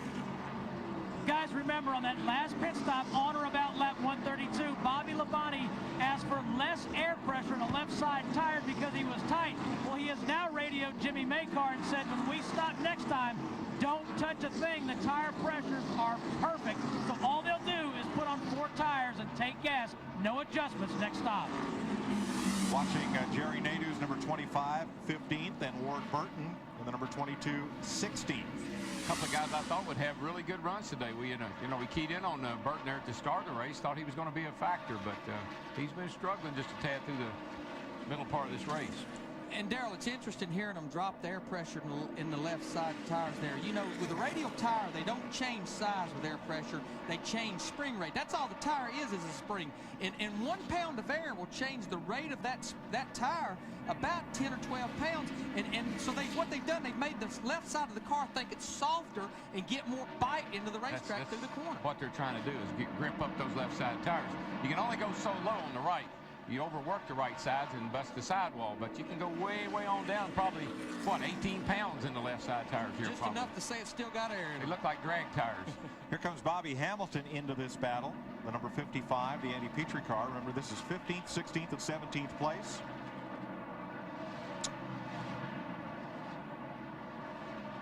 And the thing I noticed in Parks earlier when we were looking at Parks tires that he took off after his first stop, even though he was needing tires, they were not worn out. There was still 3/30 seconds of rubber left on those tires after about 80 or 90 laps. Yeah, they do not wear out, but this racetrack, I've always described it's like running on 80 grit sandpaper. It just wears the grip of the tire out. It's not like it wears the rubber out. It loses grip. Rusty's on pit road. And probably in the nick of time because he's a couple of seconds from going a lap down here.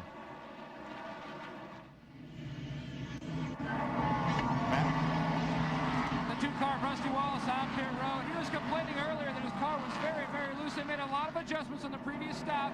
He did like the car, but they are still making a lot of adjustments. 4 tires for Rusty Wallace. He put the second can up, and he's now finally down and away. 17 seconds. Jason Leffler was also in on that lap. These are scheduled green flag pit stops. Here's the 33 of Joe Nemechek coming to the pit lane as Wallace exits down this long pit road. Elliott Sadler's had a strong run here today. That 21, the Wood Brothers car, battling Robert Presley there and Robbie Gordon. Sadler's up to 11th place. Now he and that yellow car of Presley are both on the lead lap. They are. You know, there's something you might want to make a correlation here. The 32 car, Mike Bean works on the 32 car. He was the crew chief on the 21 car some of last year and has worked with that team very closely. Both cars are running exceptionally well. Probably using the same setup would be one of my guesses. I would say, and you know, Mike Beam has been around. He was Bill Elliott's crew chief. He's been around since Bill was a kid. I mean, he's been around forever. Got a pretty quick stop on here for a guy that we anticipated. I think he run out of chewing gum way too early. Now, a lot of times the reason cars that's almost going to lap down will pit first, what their hopes is to get advantage of those fresh tires, yard themselves on the leaders, and a caution come out and keep them on the lead lap. Rick Mast, Robbie Gordon, John Andretti, Kevin Harvick also in, along with Jeremy Mayfield, now Bobby Hamilton, Todd Bodine, Hut Strickland, and Ron Hornigan. These are all scheduled stops.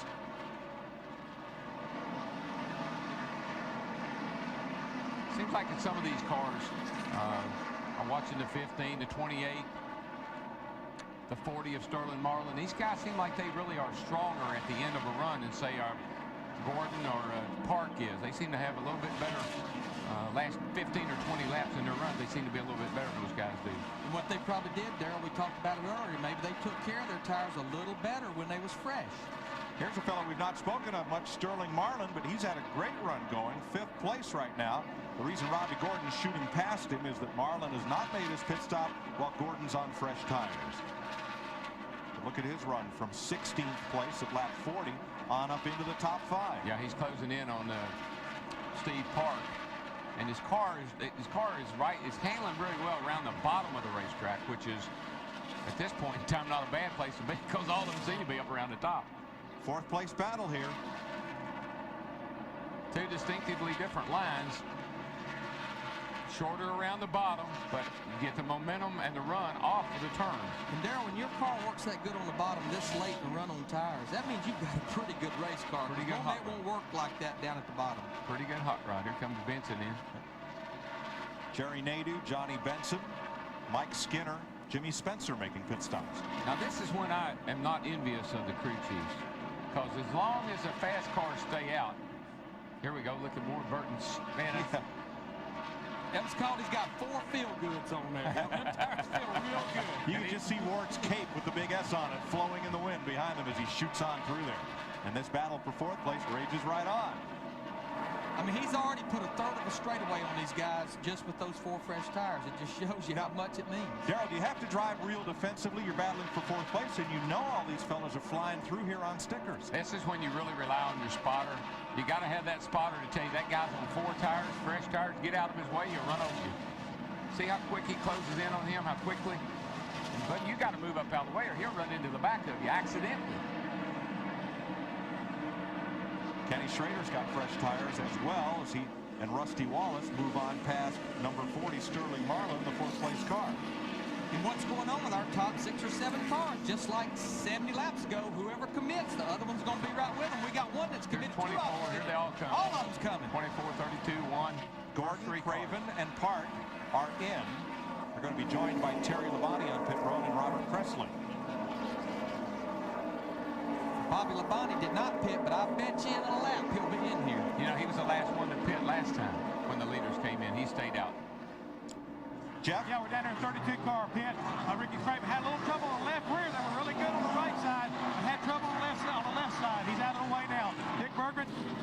Jeff Gordon's taking 4 tires. They're adjusting the air pressure on both rear tires to try to get him a little bit more bite. Steve Park, with whom he has dueled all day, has also been in the pits right now. Gordon's gone. Michael Waltrip's in, and so is Dale Jarrett among the lead lap cars. Matt? No major adjustments anticipated for Michael Waltrip. Just like the previous stop, just 4 tires and fuels, but this time they're going to start, a little trouble coming around in the front by the Jackman Rick Goodrich. This time, though, they're going to start the car with a little lower air pressure because they did not like the buildup seen in the last set of tires. A long stop for Michael Waltrip. 10th place Bill Elliott along with Ricky Rudd and Tony Stewart are in. Dick? Ricky Rudd won at Rockingham in October 1996. Car not as good right now as it had been before. Here comes Rudd in to make his pit stop. Bobby Burrell is going to be doing the front tires. Tony Stewart is going to be pitting right behind him. Here comes Stewart right behind Rudd. Zooming around to the other side. Norman Cucciavizzo, 56 years old. He's a long-time gas man. He's putting the fuel into Rudd's car. Rudd with a great stop, sub 15 seconds. Stewart still in here. They're still trying to get that race car in Stewart's so that he is happy with it. Now Stewart's gone. Bobby Labonte stays on the racetrack, as does Sterling Marlin. They're the 2 leaders. I believe Bobby Labonte be in those pits. If not this lap, the very next one. Got it down to the bottom now like he's coming. Yeah, here comes Labonte. Now, Marlin's car has been quite good. He continues to run the bottom of the racetrack, and Marlin will stay out to lead a lap here, it appears. Yep. But the longer you can run a decent speed and stay out there, the more you put on. If a caution came out right now, he would be in the catbird seat. And that's what you really worry about when you make these stops. And somebody good keeps on going. Makes you nervous. Steve? Bobby Labonte has a clear shot. Nobody in front or behind to block him in. They are going to make an air pressure adjustment. They're going to put a ½ pound back in the left rear. Good stop for Bobby Labonte on the right side. Jeff Chandler on the front tires. Barry Cook on the rear tires. He is down and away. Let's go to Matt Yoakum. 45 miles per hour, the pit road speed. Tony Glover telling Sterling Marlin to watch his tax so they do not speed. 4-3-2. He comes into his pit box. A half a round on the track bar. 4 tires for Sterling Marlin. He said his car was just a little bit loose on that last run, but it is starting to come to him as they dance around to the front. Rick Reeling jacks the car up. A good stuff so far for Sterling Marlin. He's off the grill, and he's gone. 19.5 second stop for Sterling, and that should just about complete the cycle of green flag pit stops that will put Jeff Gordon back in the lead over Bobby Labonte, Steve Park, and Ricky Rudd. And just think about, look at where these guys are on the track position right now. There goes Gordon by the start line. Here comes Labonte by the start line. There goes Park. And then way back here, there goes the 32 car. Those guys have lost that much time in the pit because they were very close together when they all pitted. One driver who had not stopped is Dave Blaney, who is currently shown in 5th place. And Jeff Gordon, he's leading the race now by over 4 seconds. The difference, he pitted about 4 to 5 laps before Bobby Labonte, and it enabled him not only to take the lead, but put that much of a lead on Bobby Labonte. even though pit stops look like, you know, you just make them when you want to, Larry, I know you can address this better than I, but there's a lot of strategy, particularly here, when you're going to make that pit stop and what you're going to do. Well, you lose so much time on those old tires, and you're fighting all these cars that's coming by you left and right with fresh tires, and that even makes you lose more time. Yeah, see, one thing I never liked about a 1 mile racetrack, there's no way to pit without losing a lap. Then you throw in a 45-mile-an-hour pit road speed, and buddy, you can lose 2 laps just doing something that's just routine. And that's what's put Blaney up into 5th place. He's not made his stop. They are gambling that a caution would come out, because if he pits now, he'll go back to running 1 or 2 laps down where he was before this cycle of pit stops began. And sometimes if you've got a car that's kind of borderline, that's maybe not bad strategy. And here's Ricky Craven. He's in 7th position right now, which would actually, when Blaney pits, he'll be in 6th. So again, not a very good pit stop, put him back a few positions. We're now told Blaney pitted at lap 202, so I believe we'll have to wait for a scoring update there.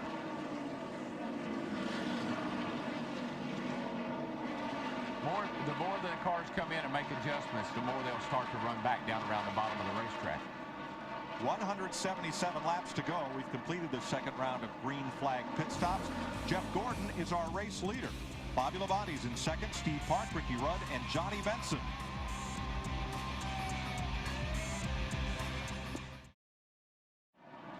Fox Sports this weekend in memory of Dale Earnhardt.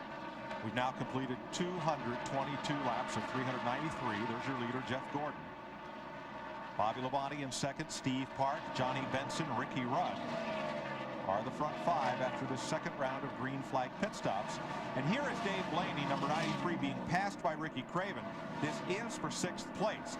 Blaney did make a pit stop at lap 202, and our serial scoring shows that Blaney started 16th, but he has been sniffing right around the top 10 all day. So he was not a lapped car. He is on the lead lap, and right now is in 7th place. But what catapulted him a little up from where he had been running, he pitted on 202. None of the other leaders pitted to 205. He had those 3 extra fresh laps on fresh tires. Exactly. So quite a strong Blaney, who with Ricky Craven and is in the top 10, along with now Warren Burton in 8th place, Tony Stewart and Dale Jarrett round out the top 10, as you see on our scoring ticker across the top of your screen.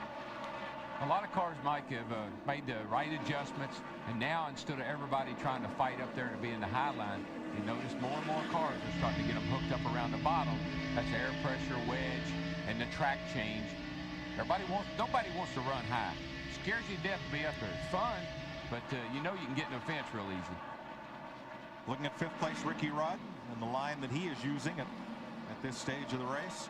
He's easing himself down. He's weaning himself out of the high line. He's in about the middle now. And up to 4th place Johnny Benson. Benson started 8th today, ran back at 13th just prior to pit stops, and now he's up to 4th. Yeah, he's been holding his own pretty well. He's been up and back. Steve? Mike, earlier today we heard Matt Yoakum talk about certain cars being set up for the long run. That's exactly what crew chief James Ince has done for Johnny Benson. After about 40 laps, the car really starts to hook up to the racetrack. And Darrell, by the way, you drivers amaze me. After the race today, Johnny Benson and Ken Schrader are going to Wyoming to go snowmobiling. All right. Let's go. Poor crews have got to hurry up and get the cars ready to go to Las Vegas. Remember, I told you about getting the oil changed in my Learjet today. Yeah. So now let's move ahead to Steve Park. He's a straightaway ahead of Benson there in 3rd place. But Darrell, after bouncing around here for 400 miles, these guys are going to go bounce around across Wyoming on snowmobiles. You know, that's not just sitting there riding. No, that's work. You know, you're all wired up after a race. I mean, guys are real uptight, and it's just a good way to relax and do something. It's kind of like a busman's holiday. Just do something different. Still pertains to driving something fast, but it's just a different kind of sport, I guess. That's great fun. It can be a lot of fun. Well, there's not much of that in Tennessee. I wouldn't go. No. I got a good snowmobile franchise in Tennessee. Don't do too good. Jeff Gordon pulling down on Kenny Schrader now.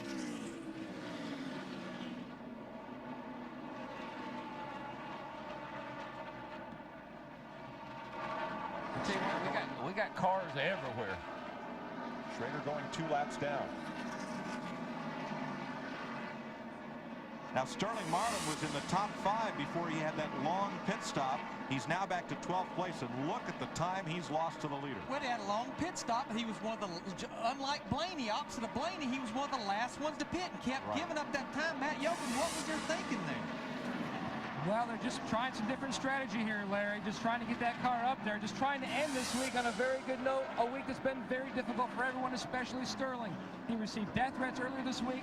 The crew guys were told not to wear their uniforms out at night or around Mooresville, North Carolina. But some things that happened nice this week. A race fan came up and gave him an envelope. Inside was a medal of strength that said, "An angel to bring you strength to meet any challenge." Sterling put that medallion that a fan gave him on his dash this morning. It's kind of a sad commentary on some of the people who purport to follow this sport, that a race team should have to have security posted in their garage stall all weekend. Yeah, it's a kind of sad state of affairs, actually. So here is Marlin, who now is only 8 seconds from going a lap down to this man, Jeff Gordon. At 232 laps, Gordon has a 1.2-second lead on Bobby Labonte, with Steve Park another 0.8 of a second back. 160 laps to go at the Rock. You're watching NASCAR on FX.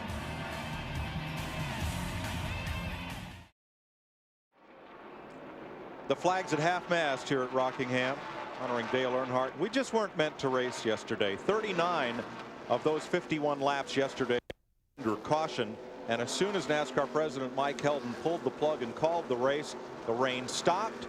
The skies opened up and said, folks, come back tomorrow. It was a nice day after that. But there was not enough time left to dry the track and run the race. That's why NASCAR canceled when they did, even though they knew clear weather was following yesterday afternoon. But today we restarted this race shortly after 11 a.m. and we have not had a caution. I just don't believe anybody's heart was in racing yesterday. I think their minds and hearts were somewhere else. And Dale Jr. gets knocked out on the first lap. But you know something, Larry, I've noticed these guys drive a lot better on Monday than they do on Sunday. What's the deal here? They're wanting to get snowmobile. I think they want to get on down the road, don't you? But Darrell, I can't sit here but think Mike sparked the thought.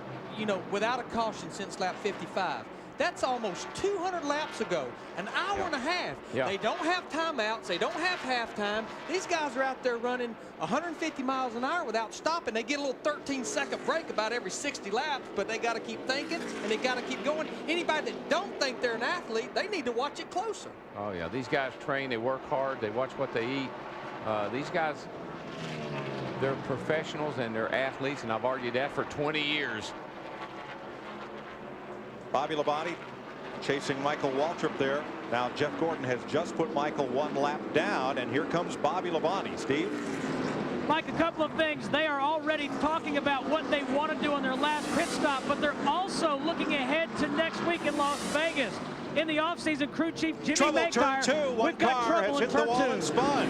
Down to the apron, it's Mike Skinner. I did not see contact with another car, but Skinner is now facing wrong way, and you see him get righted down on the apron, and caution is out. I don't know if he hit anything or not. The car doesn't appear to have any damage unless he backed it up into the wall where you can't see the back of it. I think he just spun out.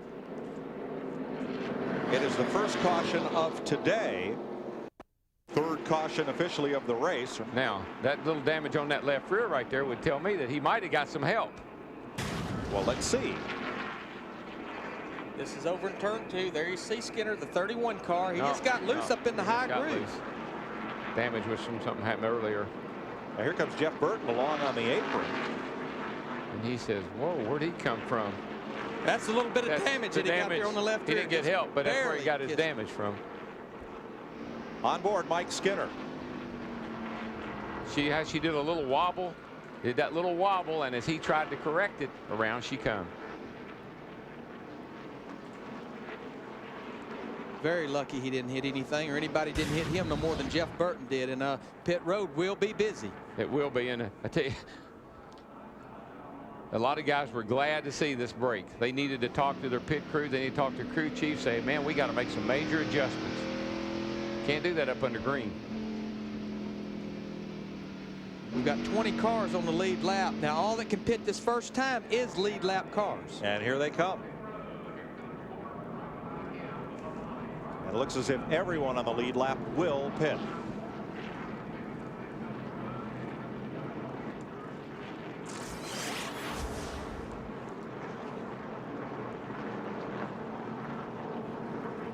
Long way around for pole sitter Jeff Gordon to that final pit stall.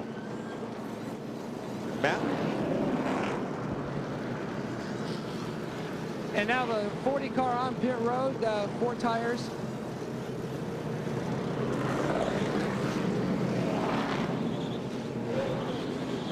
Steve Park beats Michael Waltrip out. Here comes Gordon, who had that final pit space and gets away first. Big advantage being in that last box down there, or first box, ever how you want to look at it. All he's got to do is jump across that line, and he's in the lead. And how these guys get their pit selection, it's chosen by how you qualify. So you always pick that first spot. You only have to move a little bit to beat your competitors across the line. And there's never anybody parked in front of you. Exactly. Never a reason to get blocked in. Here's the extension of pit road recently around turns 1 and 2 to prevent half this field having to pit on the backstretch. And there you see where they exit at turn 2. They have to maintain that pit road speed of 45 miles an hour there. Here's Michael Waltrip that just had went a lap down. Yeah, tough break. He got lapped just prior to the caution flag. Matt? Mike, a lot of debate on what to do to this car on this caution. They were thinking about some major adjustments. They are going to use the wedge wrench, but also taking a pound out of the right rear. A 4-tire stop for Michael Waltrip. A tough break. He did go that lap down. Tires going on the left side of the 15 car. 36 car down and away. Michael's final. Jeff Gordon led the charge off pit road, but Mark Martin is picked up as the leader. Dick? Mike, part of the reason that he did was you were absolutely correct. No one can block him in because of his pit stall. The rest of it is these guys have cracked off incredible pit stops all day long. That one was sub 15 seconds. They changed the track bar. They changed the weight adjustment on the car. 4 tires, gas, all in less than 15 seconds. To Steve Burns. Dick, Bobby Labonte pitted on lap 211, and they put a half a pound of air in the left rear tire. Well, here on 244, they took that back out. And just to cap the story we started, in the offseason, Jimmy Makar hired 2 truck drivers to help get this team ready for Las Vegas or incidents like this. Mark Martin has now surrendered the lead and come on to pit road to get his 4 tires. He'll get 5 points for leading that lap, and we'll be right back with more NASCAR on FX.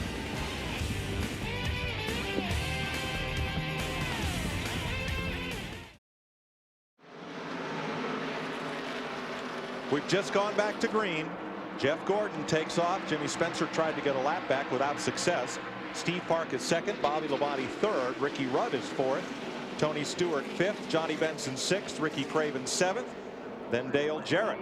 Mark Martin did not pit with the leaders. Stayed out on track, picked up 5 points for leading a lap, but as a consequence, he's taken this restart back at 20th position. Well, that's about where he was before the caution come out, and this is how these guys look at the big picture. It's 36 races, but every point counts. Yeah, folks at home, grab your TV because it gets a little dicey right here for a lap or two till it gets sorted out. Dick Berggren. Tony Stewart has told his crew that he feels physically just fine. The car, however, has been loose all day. The reason? It was set up for yesterday where it was cloudy, overcast, and much colder. So on each pit stop, they have adjusted the car, and it's getting better and better and closer to Stewart's liking.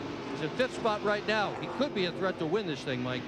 The way he come off that corner a while ago, I think it's getting real good. He really got a good bite up off turn 2 versus the competitors. Look at the log jam behind him as Ricky Rudd battles Johnny Benson. That's 5th place at stake. Rudd's 28, Benson's number 10. Bill Elliott battling among them is 1 lap down in car 9. Car in the wall, turn 1. John Andretti brushed it, but got away. Okay. There's Andretti.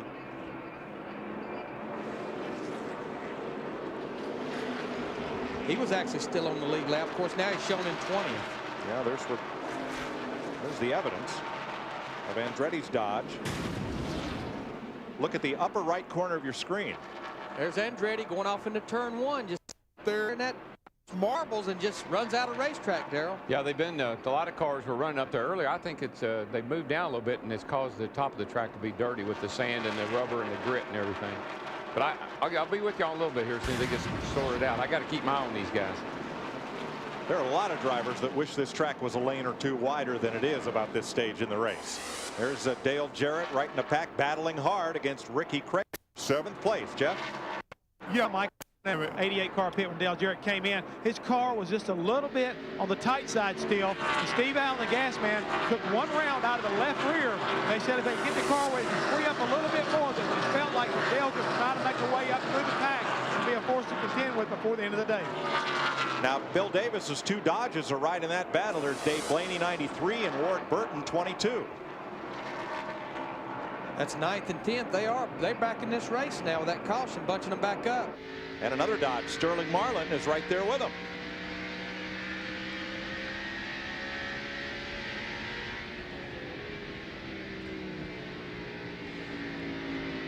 By the way, just to update, John Andretti did not pit. He stayed on the racetrack after that brush with the wall. And look at this pack fighting for 6th place on back. Well, that 32 car is really, he's put some moves on a lot of people. And I think there's something wrong with Ricky Rudd's car. He's going to get run over. He's trying to get to pit road, I believe, but he can't get there. Couldn't do it. Too much of a crowd, and the low lane was not open. He's got his hand out. Yeah, he's got a problem. He's trying to get down, and man, everybody did a great job of avoiding that. He's got to go all the way around the racetrack back to turn 4 to get to pit road. That looks, you know, you wouldn't get down on the apron this terminal. If it was just a tire or something like that. That separated that bunch right out. Now where Rudd was is in the midst of that pack, and he's right down against the apron. Now what he's on now, he's on the old backstretch pit road that's not used anymore. He's out of harm's way. So Dale Jarrett moved up. There's Jarrett leading that pack, and Ward Burton has taken the spot right behind him while Craven is way up on the high side. Dick, what's wrong with Rudd? Ricky Rudd was first having a handling problem. The car was too loose, but the real problem is the transmission has failed. He has lost 3rd gear. Right now, the crew is getting ready to bring him behind the wall so they can execute a repair on that gearbox. Now, the handling may have gone away on Ricky Craven, Darrell. He's not been able to run anywhere near the bottom of the racetrack, and he's been losing positions. No, I'll tell you, I think the car's okay, Mike. Right. He's moving around the top, and he was on the bottom, didn't like it. He went to the top. I believe he's okay. I think he's still moving forward. And this is right after a restart, fresh tires, where his car has been strongest is the latter part of a long run. Yeah. Oh, they're 28. I tell you, Ricky Rudd and Mike and those guys, they have the worst luck. Up front, Steve Park goes back for the lead. They made some good calls on Park's car, Larry. They've adjusted on that car. They kept him right up there in the front. Right around the bottom she goes on that white line. I love it. He's below that white line. Oh, Jeff yeah. Gordon can't keep his car down there right now. He pulls right back on Park here going into turn 3. Them bad boys are handling when they'll get on that white line. Whoop. Now, Davey has fought his way past, and Sterling Marlin looks in, but yeah, they're just playing their backs and forth right now. Craven's car now seems to be getting a little bit better than it was at the start of this run. What'll happen, the teams will start the air pressure way down. Cars don't drive very good. Wiggle around there. Low air pressure because these tires build so much pressure on a long run. It likes to get the feeling like basketballs bouncing. Oh, yeah, that's what I've called them many a time. I got so much air in this thing, the tires feel like a ball bouncing all over the place.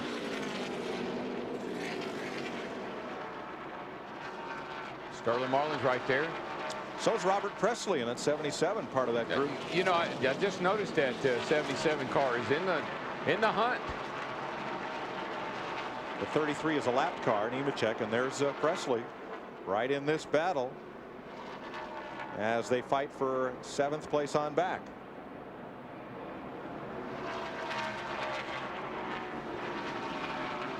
It's about the best race on the speedway right now. These guys right here are jockeying around trying to see who wants to lead and who wants to follow.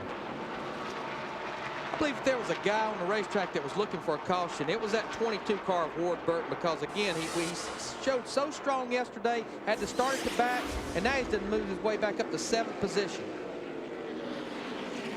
And we haven't talked a lot about the Dodges this week like we did last week, but the Dodges, this is their first downforce race of the year, so I'm sure they're probably still learning a lot. Dave, Sterling Marlin, both in Dodges. On the end of straightaway speed on Marlin, a little higher that time. Normally that means he drove it in a little deeper. But Blaney, that speed. Blaney was getting off. Blaney was really getting off the corner good. Now here they go down the straightaway. This is our Fox Tracks, folks. It's a way of pinpointing of cars we can talk about rather than telestrate them. And we can provide you with different information there at the top of the screen about those cars that we're pinpointing. Yeah, Blaney's a little faster. Jeff? Yeah, Mike, and I think Larry and Darrell can echo this situation right here with the 32 car. The car is going through that transition deal. It starts out a little bit tight, and all of a sudden it goes actually neutral, and the car ends up a little bit loose. So therefore, the guys are really having a hard time to fine-tune the car in. But they say Ricky's absolutely happy with what the car is doing.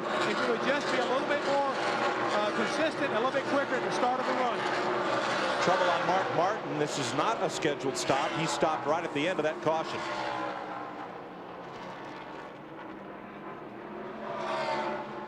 I think Larry might have felt a vibration or something as they've changed all 4 tires very prematurely. Yeah, he's probably been. Look at this battle right here. These guys, this is like 7th, 8th, 9th, 10th, 11th. I mean, these guys are racing like there's 5 laps to go. They came off of turn 2, the last lap off of here, side by side. Craven's real good. He jumps up on the outside. Blaney's real good on the bottom. Ward's stuck in the middle, and you got the 77 and the 40 back there hounding them. This is some hard racing. Yeah, back to the tire situation, Mark Martin. Normally, that short after a pit stop, if he complains about a vibration, the only way you think you can get it is go ahead and change all 4. This is a great race here. Oh, this group of cars right here they're fun to watch. This is one of the great things about this track. Everybody goes into the corner in line, and then they all scatter and take a different path. 12 cars coming down pit road slowly. Burton on the bottom, everybody else up high this time through turns 3 and 4. Me. One corner, you got 5 of them on the top side, 1 of them on the bottom side. Next corner, they're all at the bottom. Well, that's the driver's discretion. He said, oh, that didn't work too good. I think I'll try it. Well, that didn't work too good. Jeff, what's wrong with Mayfield? They're acting like right now they may have a broken rear end. They're trying to check right now to see what the ratchet's doing. They're looking at the car, jacking up, working it back and forth on the left rear. They're not really too sure. Dick Berggren? It's going to be a long time for Ricky Rudd. This piece sticks right out of the rear end gear itself. It's supposed to be solid. That has broken as a result of its failure. The drive shaft dropped down, banged against the car. They're having to change the drive shaft, the rear end gear as well. This will be an extensive pit stop. To Steve Burns. Dick, with Paul Andrews, crew chief for Steve Park. Tell us about your strategy as we near the closing laps of the race, the end of the race, Paul. Well, luckily it kind of fell right into our place. We just got to cut the race in half from this point on, and that's about when we're going to pit. The car's pretty good. We were struggling a little bit at the midpoint of the race. We made some adjustments the last stop and made it a lot better. We're in good shape right now. Another car that's flying is that 10 of Johnny Benson. He's pulled right up on Bobby Labonte. That's for 3rd place. The other car in the picture, Mark Martin, is laps down, but is on new tires and made right past them. There you see on our Fox Tracks Benson's speed through different parts of this track. He had Labonte, but you see Labonte's got more straightaway speed coming off the top lane off the corner. And now Mark's going to get right in the middle of this. Yeah, we got Mark just came out of the pit. I guess he put tires on, so he's got a little advantage on that. He's kind of squirted right through the middle of them. You know, Darrell, what I like about the Fox track, it keeps you and me from drawing circles in midair with the telescope. Around cars that aren't there anymore. Yeah, right. You see the Mark Martins in 25th place, a couple of laps back. Now here's the Dave Blaney, Ricky Craven battle along with 77 Robert Presley. You know, it's been a cars. Jeff Burton hit the wall early. Kurt Busch clipped the wall. Mark Martin unscheduled pit stop, and Matt Kenseth as well. Jeff, what Jeremy Mayfield still. Jeff. Yeah, Mike, what they did, they found out, they believe they've got a broken axle. They're trying to get the left side axle out. It will not come out.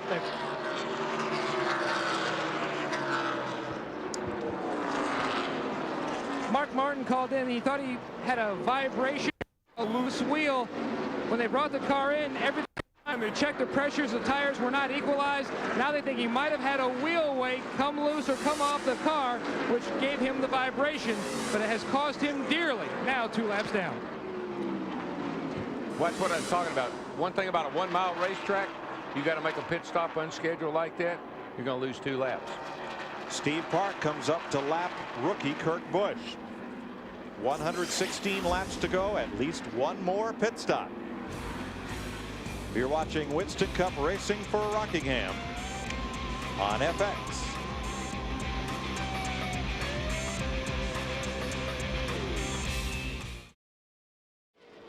Tonight and every weeknight on Fox Sports Net, Totally NASCAR. They'll keep you up to date on everything that happened here today and yesterday and Saturday at Rockingham, and it's every night, Monday through Friday, 6 p.m. Your local.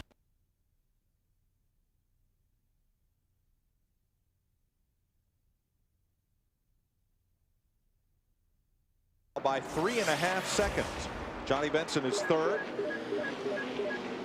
And there's a whale of a battle here with Ricky Craven battling the 77 of Robert Presley. Sterling Marlin is in there. Ward Burton is part of this one. I haven't been able to take my eyes off of this one. These guys have been they've been passing and repassing, and they run high, they run low, and they're all running in the top 10 there. So yeah, Dave Blaney as well is part of this, and 21 Elliott Sadler. There's Sadler now creeping into the picture. All the way back through 12th place in one pack. And this is after 300 miles here. They're running this close. Let's get an update on Jeremy Mayfield from Jeff. Things have really taken a turn for the worse here down in the 12 car pit. As you'll notice right here, this is the axle that came out of the left side. It wasn't broken, but you'll see that the teeth that makes the drive plate, which actually makes the wheel turn, they're all gone. So therefore the left side, left rear in particular, will not pull. But when they went to go to replace it, they come to find out that the axle they had here in the pit would not fit inside the car. So therefore they had to go back and get another one off the truck, and they're waiting on it to get back. Dick? Jeff Gordon has called into his pit, and he has said his car is plowing like crazy. That's a word I haven't heard for a long time. It's another term for push. And the crew has told him just take it easy on entry in the turns, and they're going to take a little air pressure out in his next pit stop. Gordon with an understeering race car. Mike? Well, it might be plowing, and that's the term you had, but it isn't pushing like a dump truck.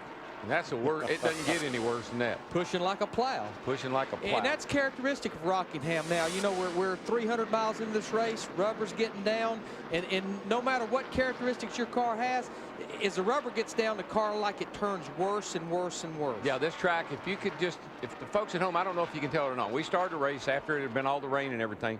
The track was real white looking.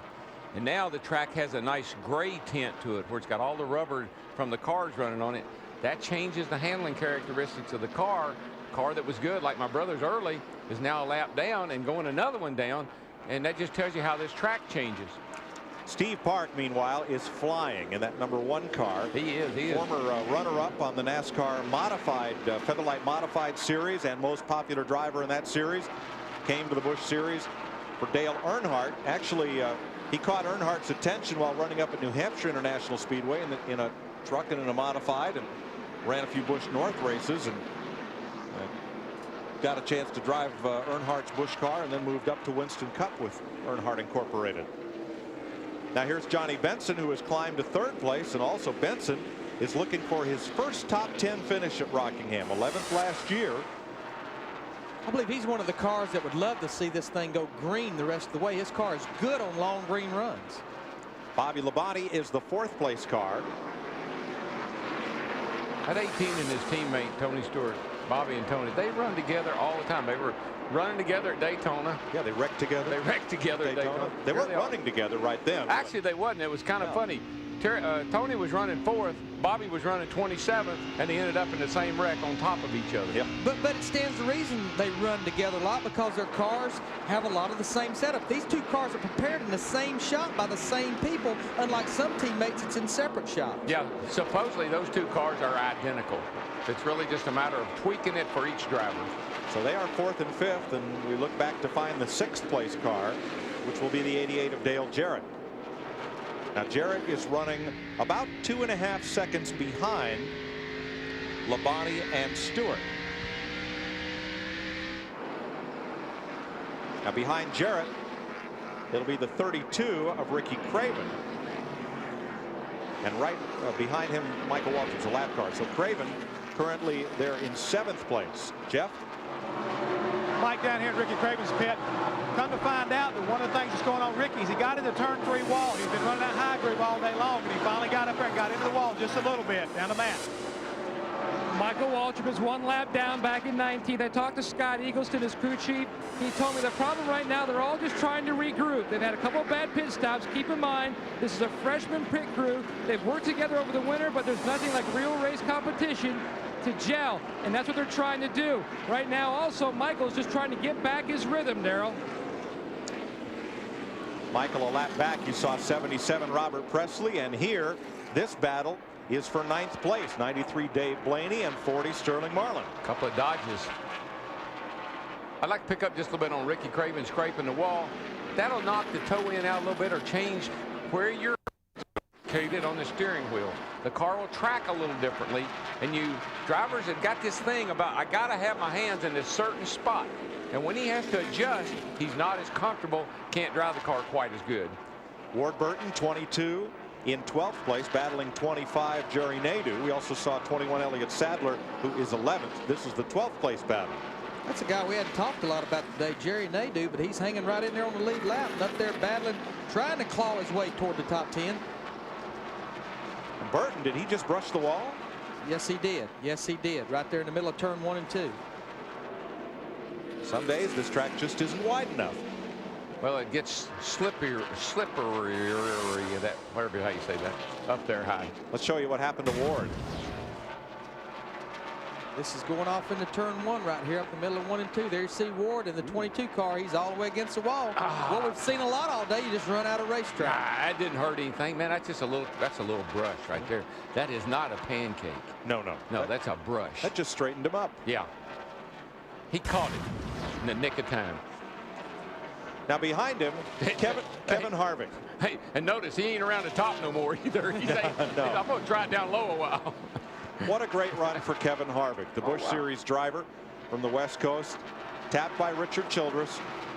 This car would have appeared here in black paint and the number 3 had Dale Earnhardt been with us to drive it. But Kevin Harvick, a lot on his shoulders as he drives this car for Richard Childress's team today. Unique thing about this car, the last time this car was on the racetrack was when Dale Earnhardt, here we got a pass. This is for the third place right here. Bobby Labonte going underneath Johnny Benson in the 10 car.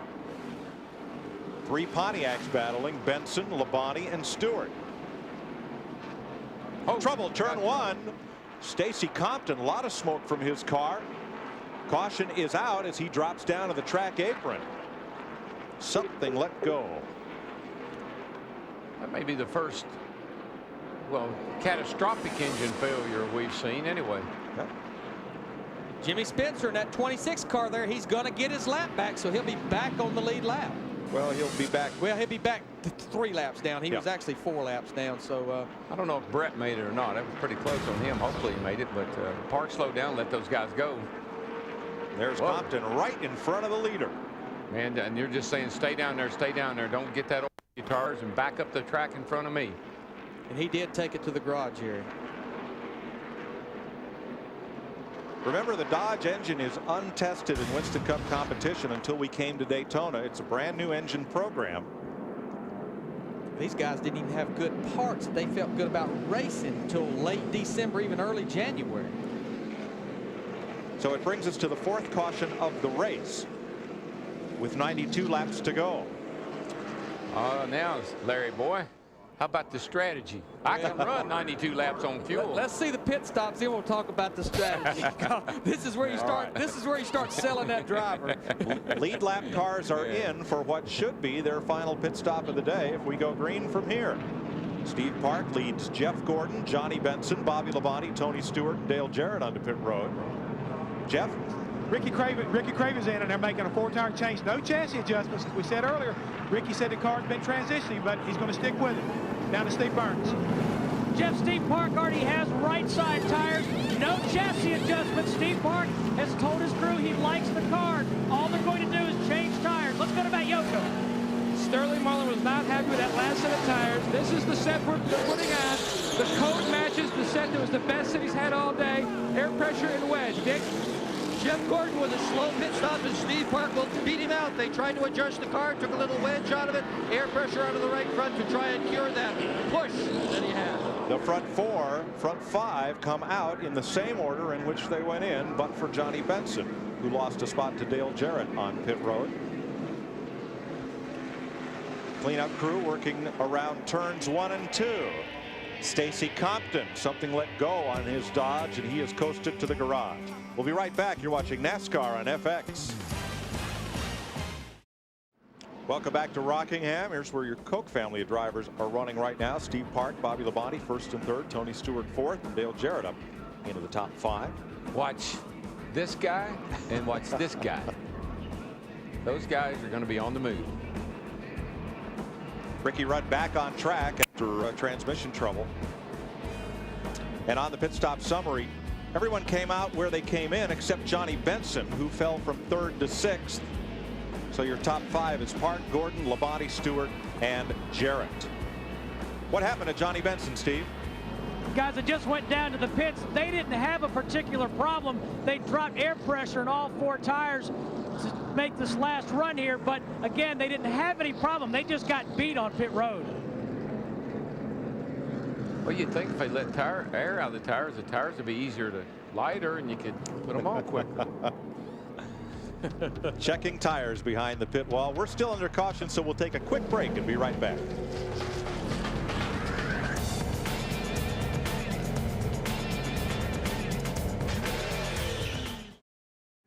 Getting set to go back to green with Steve Park leading Jeff Gordon, Bobby Labonte, and Tony Stewart. Ricky Rudd called in and said this.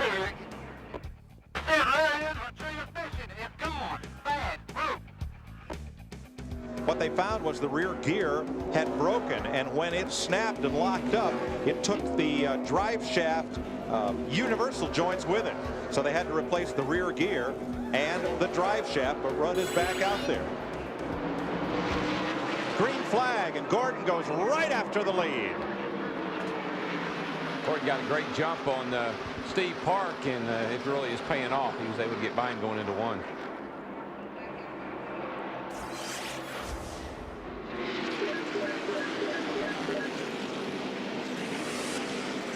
See the 6 car, Mark Martin up there. He's a lap down, fighting, trying to get that lap back.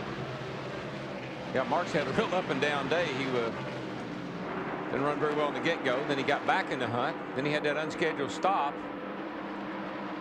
Heavy traffic mid-pack. Mike Skinner, 31, remember, spun and is a lap down. Look at Ricky Craven trying to get by the 9 of Bill Elliott. And this is the frustrating thing. Ricky Craven's on the lead lap. These guys, they're racing each other, but their lap's down, but they're holding the car on the lead lap up. Well, and you see, the thing about it is you've been out there racing by yourself. You've run your own line. You've been up high. You've been down low. Now you got traffic all around you. You got to readjust your driving style.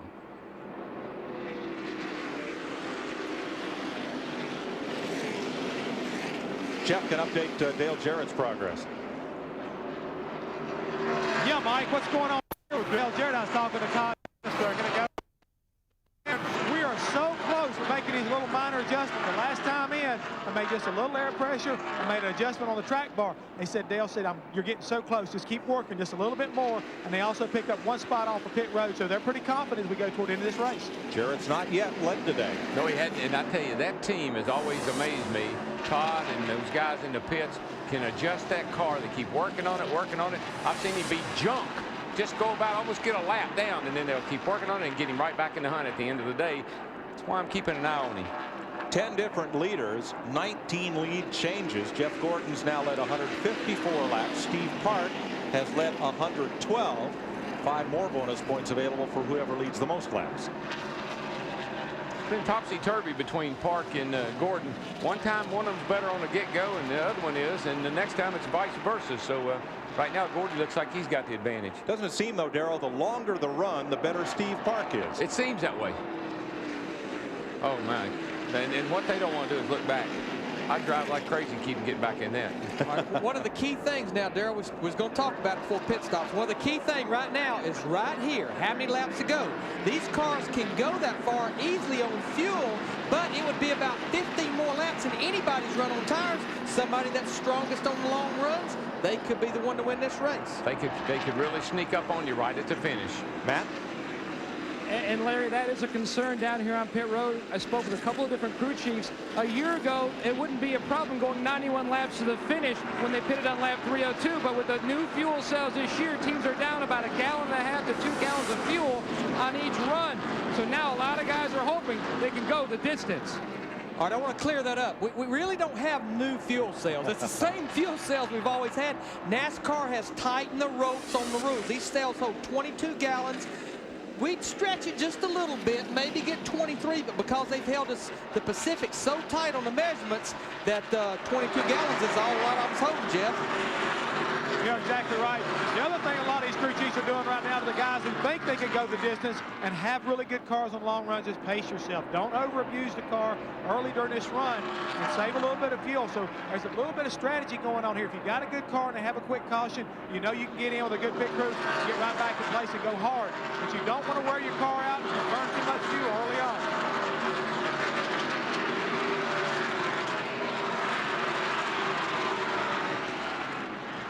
Jeff Gordon and Steve Park, and here Bobby Labonte 2.3 seconds back. His Joe Gibbs Pontiac teammate Tony Stewart in tow, and then Dale Jarrett, Johnny Benson, Ricky Craven, Sterling Marlin, Rusty Wallace, and Robert Presley, the top 10. There's the Gibbs team running third and fourth. Boy, I tell you, it's a great feeling to be this close to the end of the race, be up near the front, and knowing that you may have a little bit left. Knowing that you might be able to step it up a notch when it comes time. And you know, I can't help but think, we look at the top 5, Gordon, Park, Labonte, Stewart, Dale Jarrett. These guys are trying to dig themselves out of a little bit of hole that got dug for them at Daytona after the big wreck. Yeah, that's right.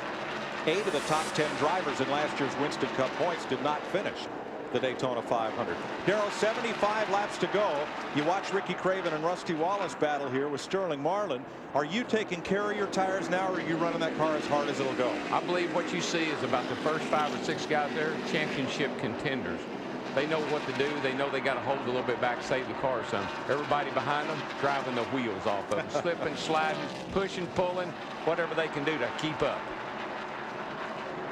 Wallace moves past Craven. That's 7th place. And that's the first time I think we've mentioned Rusty all day. He Pretty has, much. you know, been back way in the pack a lot. Hadn't really made much move toward the front. But the guys like him, the veterans, the guys been here, done that. They're the ones you got to watch at the end of the day because they slip back in the picture. But it just goes to show you how the right adjustments made, cautions falling your way. We did almost talk about him once earlier. He was about 2 seconds from going a lap down. Exactly. Now behind this group, Elliott Sadler and Robert Presley are battling for 10th. That's Sadler on the inside, 21. They're just resuming a battle that they've had for the last 3 hours. They've been together all day long. There's Dave Blaney on the bottom, 93, taking the low road. And you know, where's Blaney? He's just quietly been in the top 10 all day long, guys. I mean, just slips around there. We don't say much about him, but he's been in the top 10 all day long. And you know, there was even talk last year with about 5 or 6 races to go. Nobody, boy, you saw Robert Presley get real loose off turn 2. They didn't really know the status of Dave Blaney's position with Bill Davis. And it's like all of a sudden the last 4 or 5 races, including here in October, business picked up. He was top 10 in them, top 5 in them. Yeah, I think Blaney's a good driver, and I think he's in a good I think he's in the right situation is what I'm trying to say. That's a good team to be with for him. Now look just ahead of them. 32 Ricky Craven and 40 Sterling Marlin. They have been racing for 8th place. Craven goes right up to the wall. Marlin stays right on the bottom, and they exit the corner right where they went into it, nose to tail. Yeah. You pick up a little speed through the center of the corner when you're down low, but you can't carry it off. You got to, and that high line gives you that momentum, and you kind of just backwards and forth. But they're catching Rusty Wallace, who has just moved past the lap car of Bill Elliott, number 9. Well, the 21 car over there. I don't know what he did, but I just looked up, and they were all checking up, keep him running into him. Yeah, he had a moment, and Blaney got by him on the low side. He had a moment. I like that. I'll never use that sometime. It's that guy saying, Ally McBeal, excuse me, I need a moment. Yeah, that's it. That's, what happened to you over there? I just had a moment. It's Peter McNichol. That's John Cage. Yeah. Look at Ward Burton there in the 22 car. He's working the bottom. He's moving his way. Look at Kevin Harvick. I got to finish the story quick. The last time this race car saw a racetrack was Dale Earnhardt's win at Atlanta. Dale was so excited about Kevin finally bringing this car back to the racetrack. Harvick moving up around the outside of Ward Burton. At the head of that pack is the 21 of Elliott Sadler. What we're seeing on that 21 car, Mike and Darrell, is that he may be experiencing a little bit of missing his engine. I talked to Pat Trice during the last caution flag, and they said, man, battery anything. All problem, and so the car may start to pick up a miss.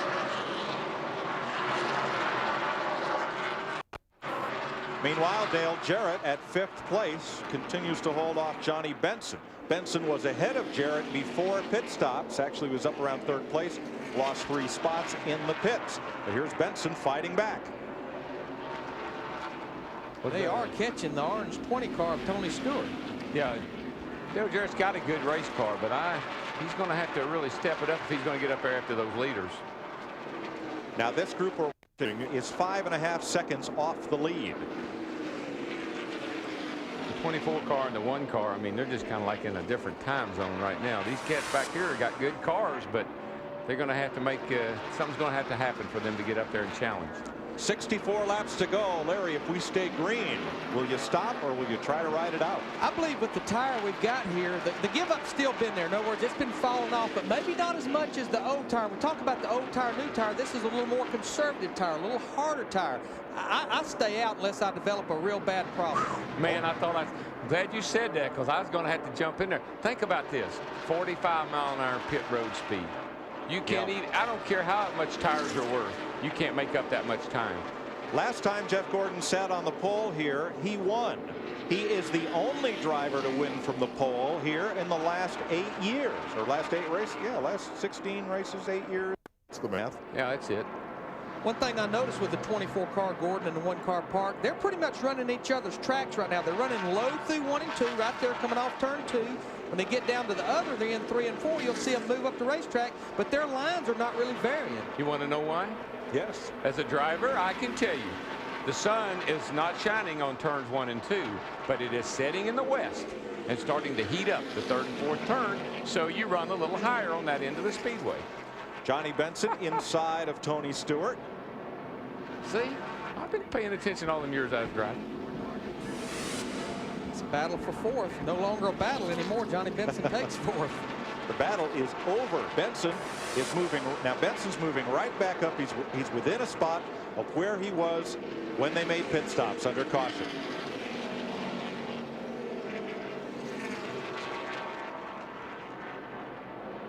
There are your leaders. Jeff Gordon and Steve Park. They're just 0.3 of a second, or about 2 car lengths apart, and they are 4.5 seconds ahead of that Bobby Labonte, and then Johnny Benson, Tony Stewart, and Dale Jarrett. 2 Chevys lead 2 Pontiacs around Rockingham. Make that 3 Pontiacs. We'll be right back on FX. 30 laps after the resumption of green flag racing, Steve Park says bye-bye to Jeff Gordon. Interesting thing, Park got by Gordon on the bottom of 3 and 4 down here. They've been running the bottom of 1 and 2 every time. I think he thought he'd throw Gordon a curve. He won, and he ran the high line that time. But now see, he's right down around the bottom again. So I think he was trying to mess with Gordon a little bit. Gordon's locked up the 5-point bonus for leading the most laps today. And drivers do that. They mess with each other, you know. Look at there, though. The 2 of them combined has led 294 laps of the 340 we've run. Here's the pass for the lead. He's down on the bottom. It just out gasses him. He'll get a little jump on him right here in the middle of the corner. Slips her right up in front of him. Steve Park told me yesterday that they only ran the first hour of the 2-hour final practice session. He said this car was so good, we made 2 long runs, find out what we needed, and put it away. Steve? Mike, I wanted to allude to something DW said a little while ago. When they first got back on the racetrack after that pit stop, Darrell was absolutely right. Steve Park was just riding behind Jeff Gordon. His spotter, Stevie Reeves, said, just ride. Don't be in a hurry. You're going to be better than him on the longer run. Let's go to Matt Yoakum. Steve, there was a big debate before the team came to Rockingham this weekend on whether to bring that Atlanta winner that Dale Earnhardt beat Bobby Labonte by inches with. The car had one start, had one victory, but Richard Childress said we need to bring our best piece. We need to give Kevin Harvick everything we have to see what areas we need to work on. They definitely know one area will be the motor package because Mike Skinner and Dale Earnhardt like different engine packages. It's going to be a learning process from this weekend on. Harvick right now has given a good account of himself. He's in 13th place. Viva Las Vegas next week. Winston Cup qualifying on Fox Sports Net Friday, 5 p.m. Eastern Time, 2 p.m. Pacific. Then on Saturday, Winston Cup final practice on FX, 2 p.m. Eastern, and then the Busch Series race. Sunday, it's wall-to-wall NASCAR. NASCAR this morning on Fox Sports Net. The Winston Cup race on Fox, 2 p.m. Eastern, and NASCAR Victory Lane every Sunday night, 9 p.m. on Fox Sports Net. Steve Park has jumped out to a 1-second lead over Jeff Gordon. Yeah, he just said adios. It's time for me to go. Bye-bye. I think that's the deal. You know what Steve Burns said, that different engine combinations, just to clear that up. You know, all these cars have to have the same cubic inches, a lot of the same parts and pieces, but the engine builders can move the power around. And Dale Earnhardt was definitely one of those drivers. He wanted to feel that power when he put his foot back in it. And how they do that is with camshafts and with rod links. Even though they have the same cubic inches, they still can move the power around. Yeah, these engines are really quite sophisticated. When you get inside of them and what the engine builders can do to them. Cylinder head and size of the ports, type of manifold, even the carburetors. So a lot of tricks, things that can be done to engines that are all within the frameworks of the rules. Rusty Wallace on the move, bringing Ricky Craven with him, 32, around the 88 of Dale Jarrett. You know, the big sale, the crew chief and the spotters, Darrell, have to have their driver right now that said, look, you got to go further than you've been on tires. Drive that thing smooth. Be smooth with that throttle. Don't slide the front end. Don't slide the rear end, or you'll pay the price at the end of this race. Oh, yeah, the drivers are going to start calling in here and start to do a little whine in here in a little bit. Man, I can't hold on to her much longer. You're going to have to do something. And the crew chief standing there listening to driver in one ear, watching the scoreboard in the other one. This is where the crew chief takes a good role of a salesman. That's when Ivan was spotting for me one time, Ivan Baldwin. He said, DW, you need a caution. I said, yeah, because I've been complaining loudly. He said, well, he's getting ready to be one. I said, how you know? He said, because I'm fixing to throw my radio and headset right out in the middle of pit road.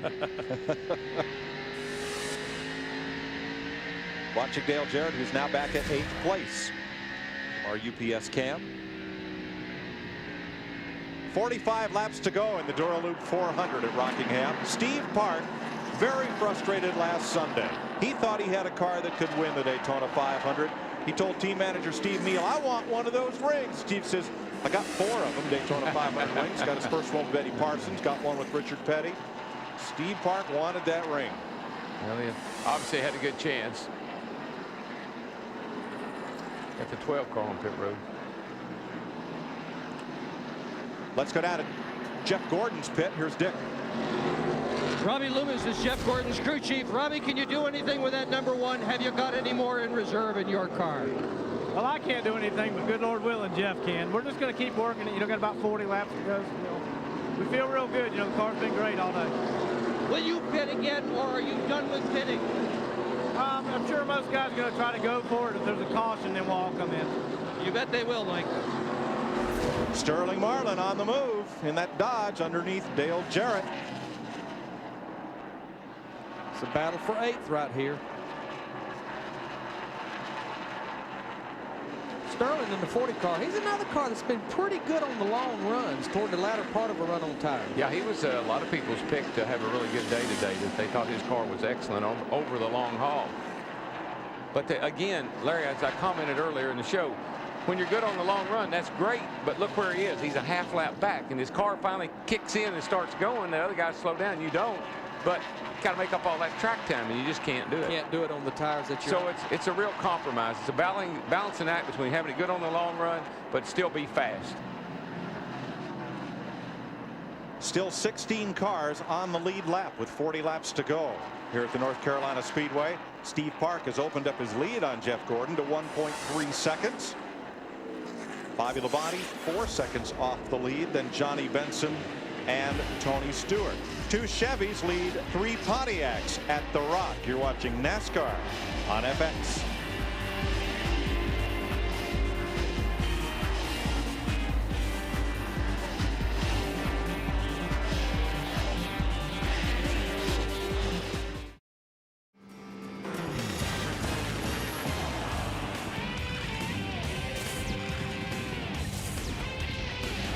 Fox Sports presents NASCAR on FX, our Monday continuation of Winston Cup racing from Rockingham, where Steve Park trying to bust through lap traffic here. Yeah, and it's really, man, Gordon is closing up in a hurry because of that too, Mike. The lead went from 1.6 seconds to less than a second on that one lap. And that's where Steve Park has to be very, very patient. Even though they're hollering at him, but 24 is closing up on him, he can't force the issue. Not now. These tires have got too many laps on them. You start charging in there on people, you're going to get yourself in trouble. Got to be patient. This is where Stevie Reeves, Steve Park's He's got it. Oh, he's yeah. running back and forth up there. Yeah. We're coming. Let us by. Yeah. Where he wants to go by. High side, low side. Yeah. All right, Park has lap passed one of the rookies in this race, Jason Leffler, who runs in 32nd spot, 4 laps down. And you're doing a sail up there too. We'll remember this down the road if you'll let us by. Yeah, it works both ways. We'll remember it if you do, and we'll remember it if you don't. Spotters at work, Steve Reeves, former USAC standout. And they do a lot more, Mike, than just stand up there and watch the car go around the racetrack. They, like we said, they're talking to other spotters. They're talking. Whoa. Oh, man.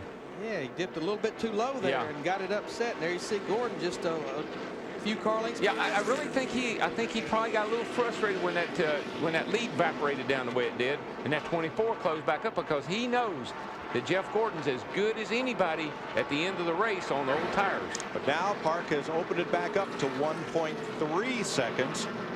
Steve, any strategy on that number 1 car? Will we see another pit stop? Paul Andrews said that they do not have to stop for gas. They can make it the rest of the way, although they would have liked to stop for tires. But right now, they hold all the cards. They will dictate the strategy. I would be surprised, just speculating, I'd be surprised if he would stop. What do you think, Jeff Hammond? Well, I think right now, Steve, I checked in with Mike Beam down in the 32-car pit, and he's holding his breath. He's really concerned whether or not the 32 car can go the distance on fuel more than anything else. He said the car's not too bad. They're content right now to ride behind Rusty and run these laps down, but he's really concerned about whether they can make the distance. This is really going to get interesting at the end here, guys. I tell you, we're watching Park and we're watching Gordon, and they're running pretty much the same lap speed. But that 18 car is just lurking in the back here. There's some cars that are not out of this race yet. A little traffic like he just run into. They get close to him. Got a real run to the finish. Darrell, let's pick up a good battle 1 lap down among the 18th and 19th place cars. Joe Nemechek and rookie Casey Atwood have been battling, and now with fresh tires, Jason Leffler moves past them and pulls up on Kevin Harvick. But there is Nemechek, and Casey Atwood have been right on Nemechek's tail for the last 10 laps. Even tried him inside a couple of times. The rookie Atwood giving a good account of himself today. And he did at Daytona. Remember, he got up in there with limited experience, no Winston Cup experience. Got up in there and raced really well at Daytona, and this is not a bad run for him here at Rockingham. Here's how the rookies are running today. Kevin Harvick is the only one on the lead lap. He's 13th. Casey Atwood is 19th. Ron Hornaday 27th. Jason Leffler and Kurt Busch are the rookie candidates. Tony Stewart and Johnny Benson to battle. And right behind them, closing up, is the 2 and the 32 also. So things are going to tighten up. Even I think Gordon's going to get back up on the back bumper of Park.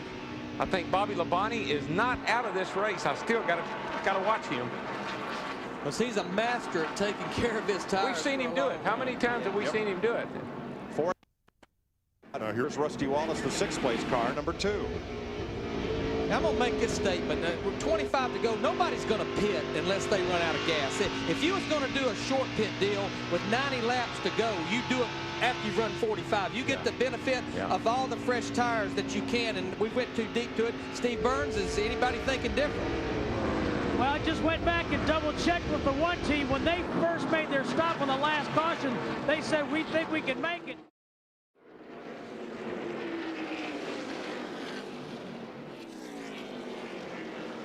As here Ricky Craven battles with Rusty Wallace. When you pedal it like that, does that use less or more gas? Well, you don't want to sit there and just pat it. You got to stay off of it. You got to let off a little sooner, getting in the corner, get to it a little later. You can't sit there and just pat it, because that's just those squirters are just pumping fuel. Look at Rusty has caught Tony Stewart, who almost brushed the wall exiting 2. I can assure you, Mike and Larry, a driver, if he knows he's got to get a couple of extra laps out of his car, he can do it if he knows how.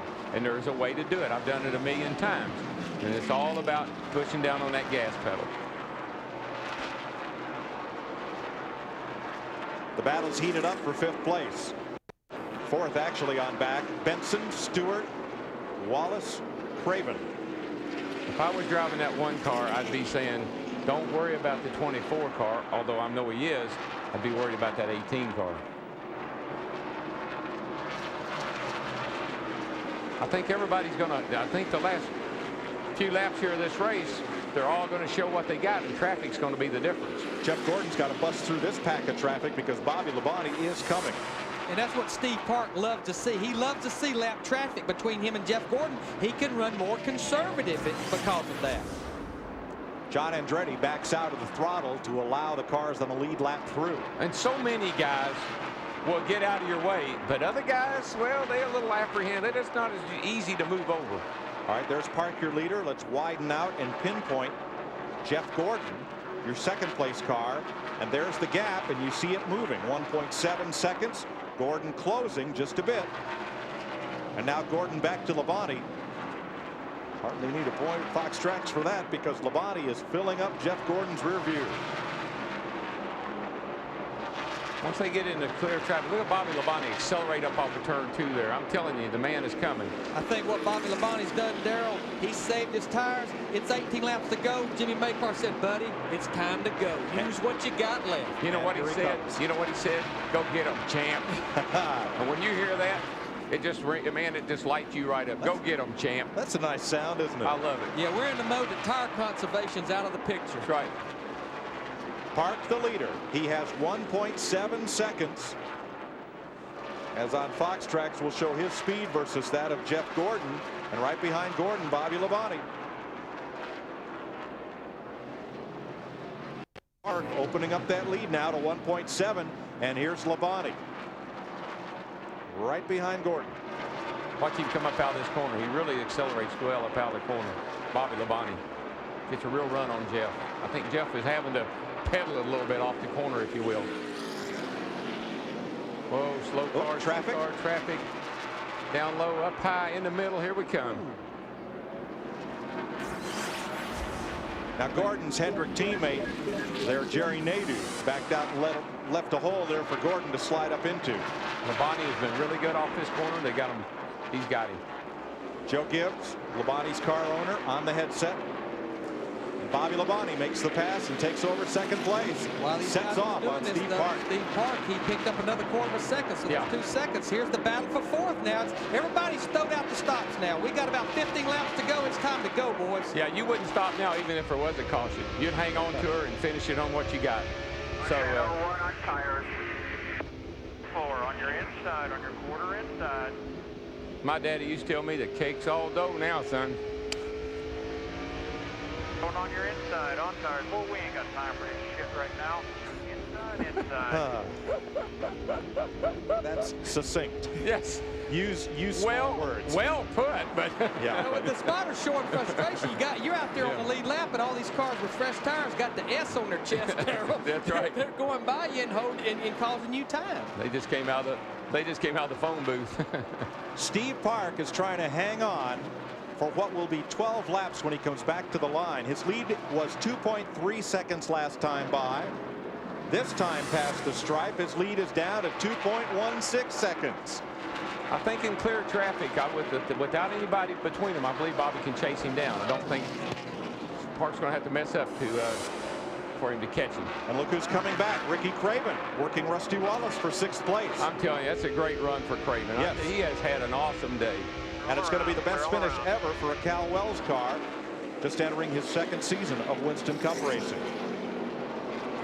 1.8 seconds this time. 1st to 2nd place, 11 laps to go. Steve Park trying to give Dale Earnhardt Incorporated its second straight Winston Cup win. There is that interval, and you see it move in real time as they work around this speedway. Steve Park had to get up a little higher there, lost a lot of time in turn 4, and he's still got more lap cars in front of him that could play a factor. Let me tell you, when you're on a track like this and slipping and sliding is kind of the call of the day, anything can happen. 1.58 seconds, second and a half. Labonte is closing. 9.5 laps to go. Well, we got traffic that I think will be a factor before we get to the checkered flag. And if Bobby can get to him, Bobby will get down under him and pass him.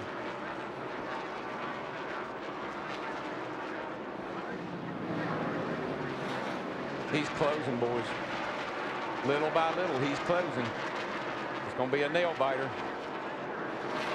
The eight laps to go. Next time by, it's still a lot of cars in front of Steve Park. One of these sailing for Bobby Labonte. If one of these slow cars holds him up a little bit, Bobby will be there. I don't mean slow cars, but one of these lap cars. You see that Harvick pulled right down out of Steve Park's way. Didn't even. Ricky Craven has caught Johnny Benson. Craven is flying. 5th place. And he's got Tony Stewart, who's not too far. Oh, easy, buddy, easy. Man, she got loose on him getting down in there. that could ruin your good day, but man, he didn't give up. He stayed after. But Craven took over 5th place. I'm glad to see that for that team, for Ricky, for Kyle Will. That's a great day for those guys. They've really worked hard, and Ricky's got a good run going. Bobby Labonte shaved about another 3/10. It's just over a second with about 7 laps to go. He's catching him, guys. It'll be 6 to go this time by. There they are, 1st and 2nd, the 1 and the 18. Matt?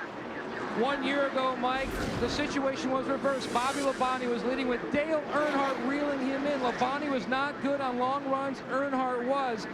This team spent a 2-hour session on Saturday trying to get this 18 car to be good over the course of a long run. Hopefully now, at least they hope it's going to pay off with a victory, but time's starting to run out. Let me tell you, he's going to wear him out when he comes to the line. It's going to be mighty, mighty close. Park's lead is 1 second. 5 to go. Down to almost a half a second. The next car in front of Park is his teammate, Michael Waltrip, about 10 or 15 car lengths in front of him. Rusty Wallace and Johnny Benson almost got together, battling for 6th place. Well, now's when you just do all you can do, and sometimes you overdo it. Labonte is there. He's there, and he's got time. He's getting off the corner so much better than Park is. Park can't quite get the gas wide open as he comes up off the corner. What do you do now, Darrell, if you're Bobby Labonte? Do you run to win this race, or are you running for the championship? I'm going to win this race. Win this race. All right. As fast as he's running down, 4 laps to go, 3 times next time by. I'm going to win this race. Now watch it. This is how much better Bobby is through the corner. Watch him in the middle and off this corner. Right there. Right there. Really is coming.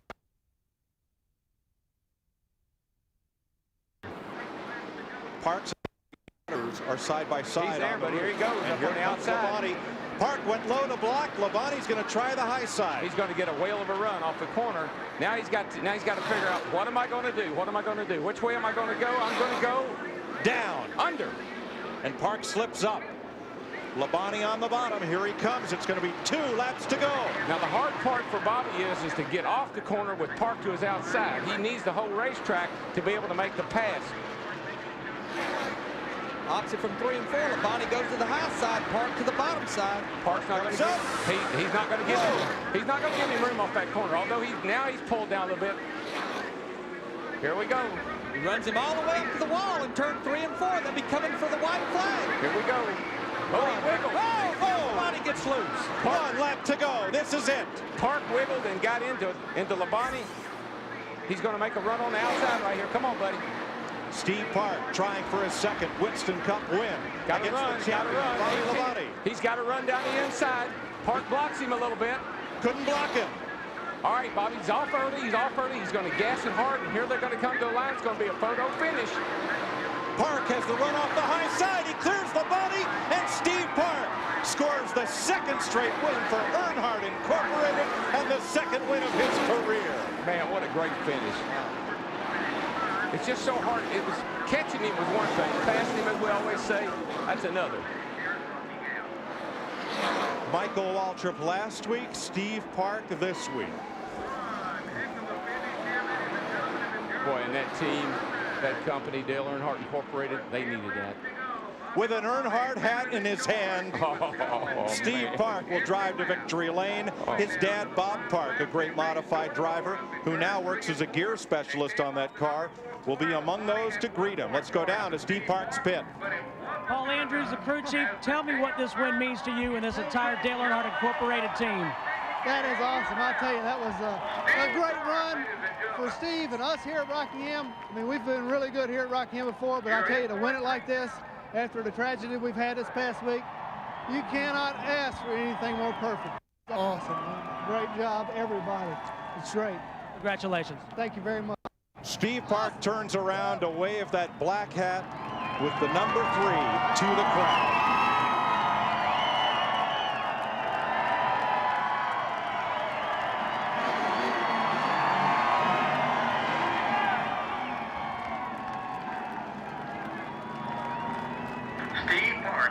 Michael Waltrip gets to share in the celebration. Popular victory. These fans just absolutely love it. He came back up the racetrack. He is taking a reverse victory lap, so to speak. Here's the move that won it. Right here, Bobby had a shot at him, and Steve wiggled, and that caused Bobby to get sideways, and that really, what do you want to call it, the winning move or not, but that's the difference. He just kind of wiggled his way in there. Had a very good day today. He finished in the 19th position after a couple of problems along the way, but for Park, very, very special. What a great day and what mixed emotions there must be for Steve Park. I can't help but think this is what we call the Polish victory lap, made famous by Alan Kowicki. And he may be out of gas over there, but Paul Andrews, his crew chief, was Alan Kowicki's crew chief when they won the championship and when Alan got killed in 1993. Matt? Larry, they came on the radio and said, be careful, you may be close to running out of gas. He goes, I think it just ran out. They said, don't worry, Michael's back there, he'll give you a push.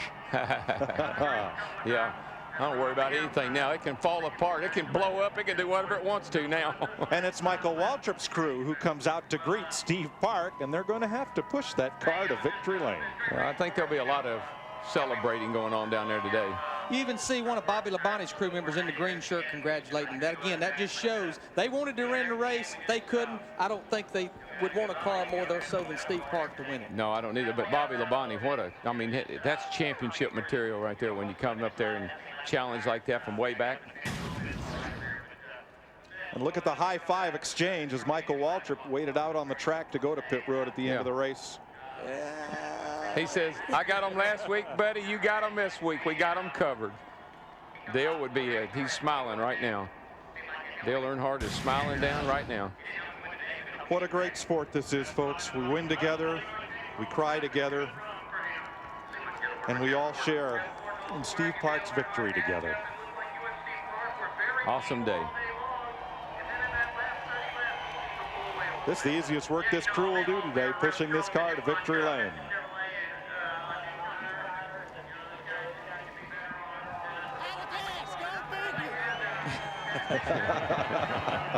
He had just enough to run those final few laps.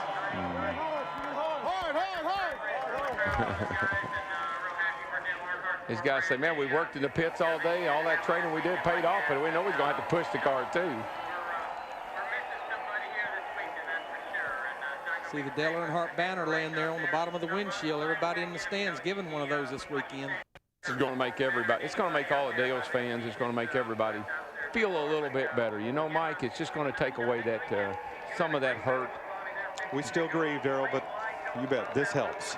There's no therapy like a victory, and to be a part of a victory. Come on, guys, roll it up that ramp. Almost there. Push. They're there. Steve Park has made it to victory lane at the Rock. Back it up. Come on out, Steve. Grab a gear. Come on out, Steve. Dick Berggren.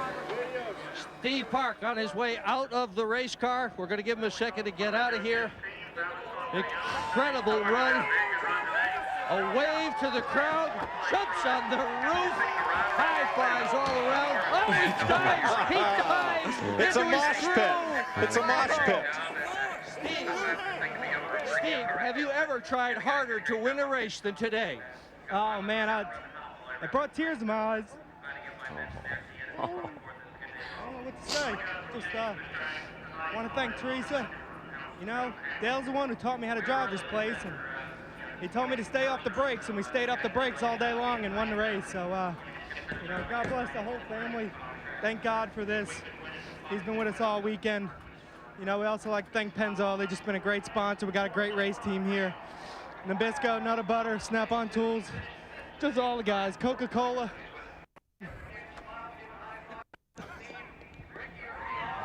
How about those last couple of laps? How difficult were those laps? You knew Bobby Labonte was all over you. Yeah. You know, thank God it was Bobby Labonte. I mean, he drove me so clean. We ran so many laps on our tires, and fuel at the end, and I thought there was no way we were going to win this race, and we did. I mean, yeah. Was this just meant to be? It was just meant to be. I mean, the good Lord was shining down on us, and I'd like to say hello to my mom and dad. I love you guys. They're home. They couldn't be here because it was a rain-delayed event, but just an emotional win. Great job, Steve Park. Congratulations. Mike Joy. Also, don't leave yet, Mike. I got a lot to say. I got to thank Paul Andrews, Dave Charpentier, Steve Meal. Look at these guys right here. These are the best.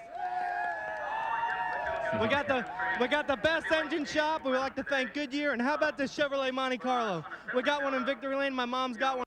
She drives around, so we got probably one of the best cars out here, too. Let's go to Mike. The tears are flowing down here, Mike. Steve Park is the winner here at The Rock in a Dale Earnhardt Incorporated car. We'll be right back.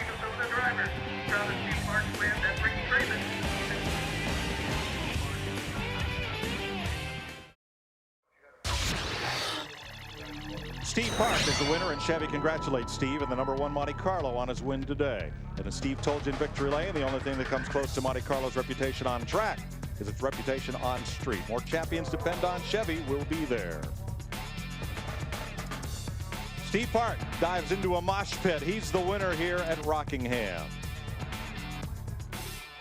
Bobby Labonte, Jeff Gordon, Tony Stewart, Ricky Craven, first top 5 for Cal Wells, Johnny Benson for 6th, Rusty for 7th, Sterling, Dave Blaney, Dale Jarrett, the top 10. Have a look on back through. The first 13 cars were on the lead lap. Back through 20th place were 1 lap down. What a wild and wonderful finish. Well, it really is, and I just want to, I know Dale Jr. is probably watching the coverage of the race, and Dale Jr., I guess it'd be your turn next week, buddy. Michael got 1, Park got 1, and now maybe you can get 1 next week. Keep your chin up, young man, and I know you've had a tough week, but we love you and we're missing you and wish you were out there today fighting for the lead. And we'll see you next weekend in Las Vegas as Winston Cup racing on Fox rolls on. And you know, I think all week, we, NASCAR, the fans, we've been looking for that sign that it's okay to go ahead and go forward. We got our sign today. We did. #1. Let's meet the Winston Cup champ and runner-up today by just a car length, Matt. He almost the 2nd straight year, Bobby. What a race. Yeah, I tell you what, it was a great race. You know, today the track definitely came around for us a little bit more than it might have yesterday, but all in all, it was a great job. Our guys did a great job in the pits. You know, the car was superb all day, and you know, almost got Steve there at the end, but you know, we raced really hard. He raced me clean, and we raced him clean, and you know, just tried to get by him there at the end. And you know, I told somebody earlier it was a deal where Earnhardt last year helped me win this race by one thing he told me to remind me of. And I thought about that today, and it didn't help me win, but it helped me finish 2nd. And sure, I'm glad to see Steve Park win. He did a great job today. His car was a hot rod all day. It was fast, and we knew it was. Strong run for Bobby Labonte after the DNF last week in Daytona. We'll have more interviews and details on today's race tonight. Totally NASCAR airs on Fox Sports Net every weeknight at 6 p.m. your local time with Steve Burns. Check your listings. Next week, we're in Las Vegas. Friday with qualifying on Fox Sports Net. Saturday on FX, final practice and the Busch race. Sunday, the Winston Cup race, 2 p.m. Eastern Time on Fox. Well, Steve Park has the 2nd consecutive win for Dale Earnhardt Incorporated. 2nd straight win, 3rd straight win for Chevrolet on Winston Cup racing. Jerry Nadeau in Atlanta, Michael Waltrip in Daytona, and Steve Park this afternoon. It took 2 days to do it, but Steve Park is the winner in Rockingham. Yesterday at the Rock, the sky cried rain. Today, along with Steve Park in victory lane. Tears in heaven.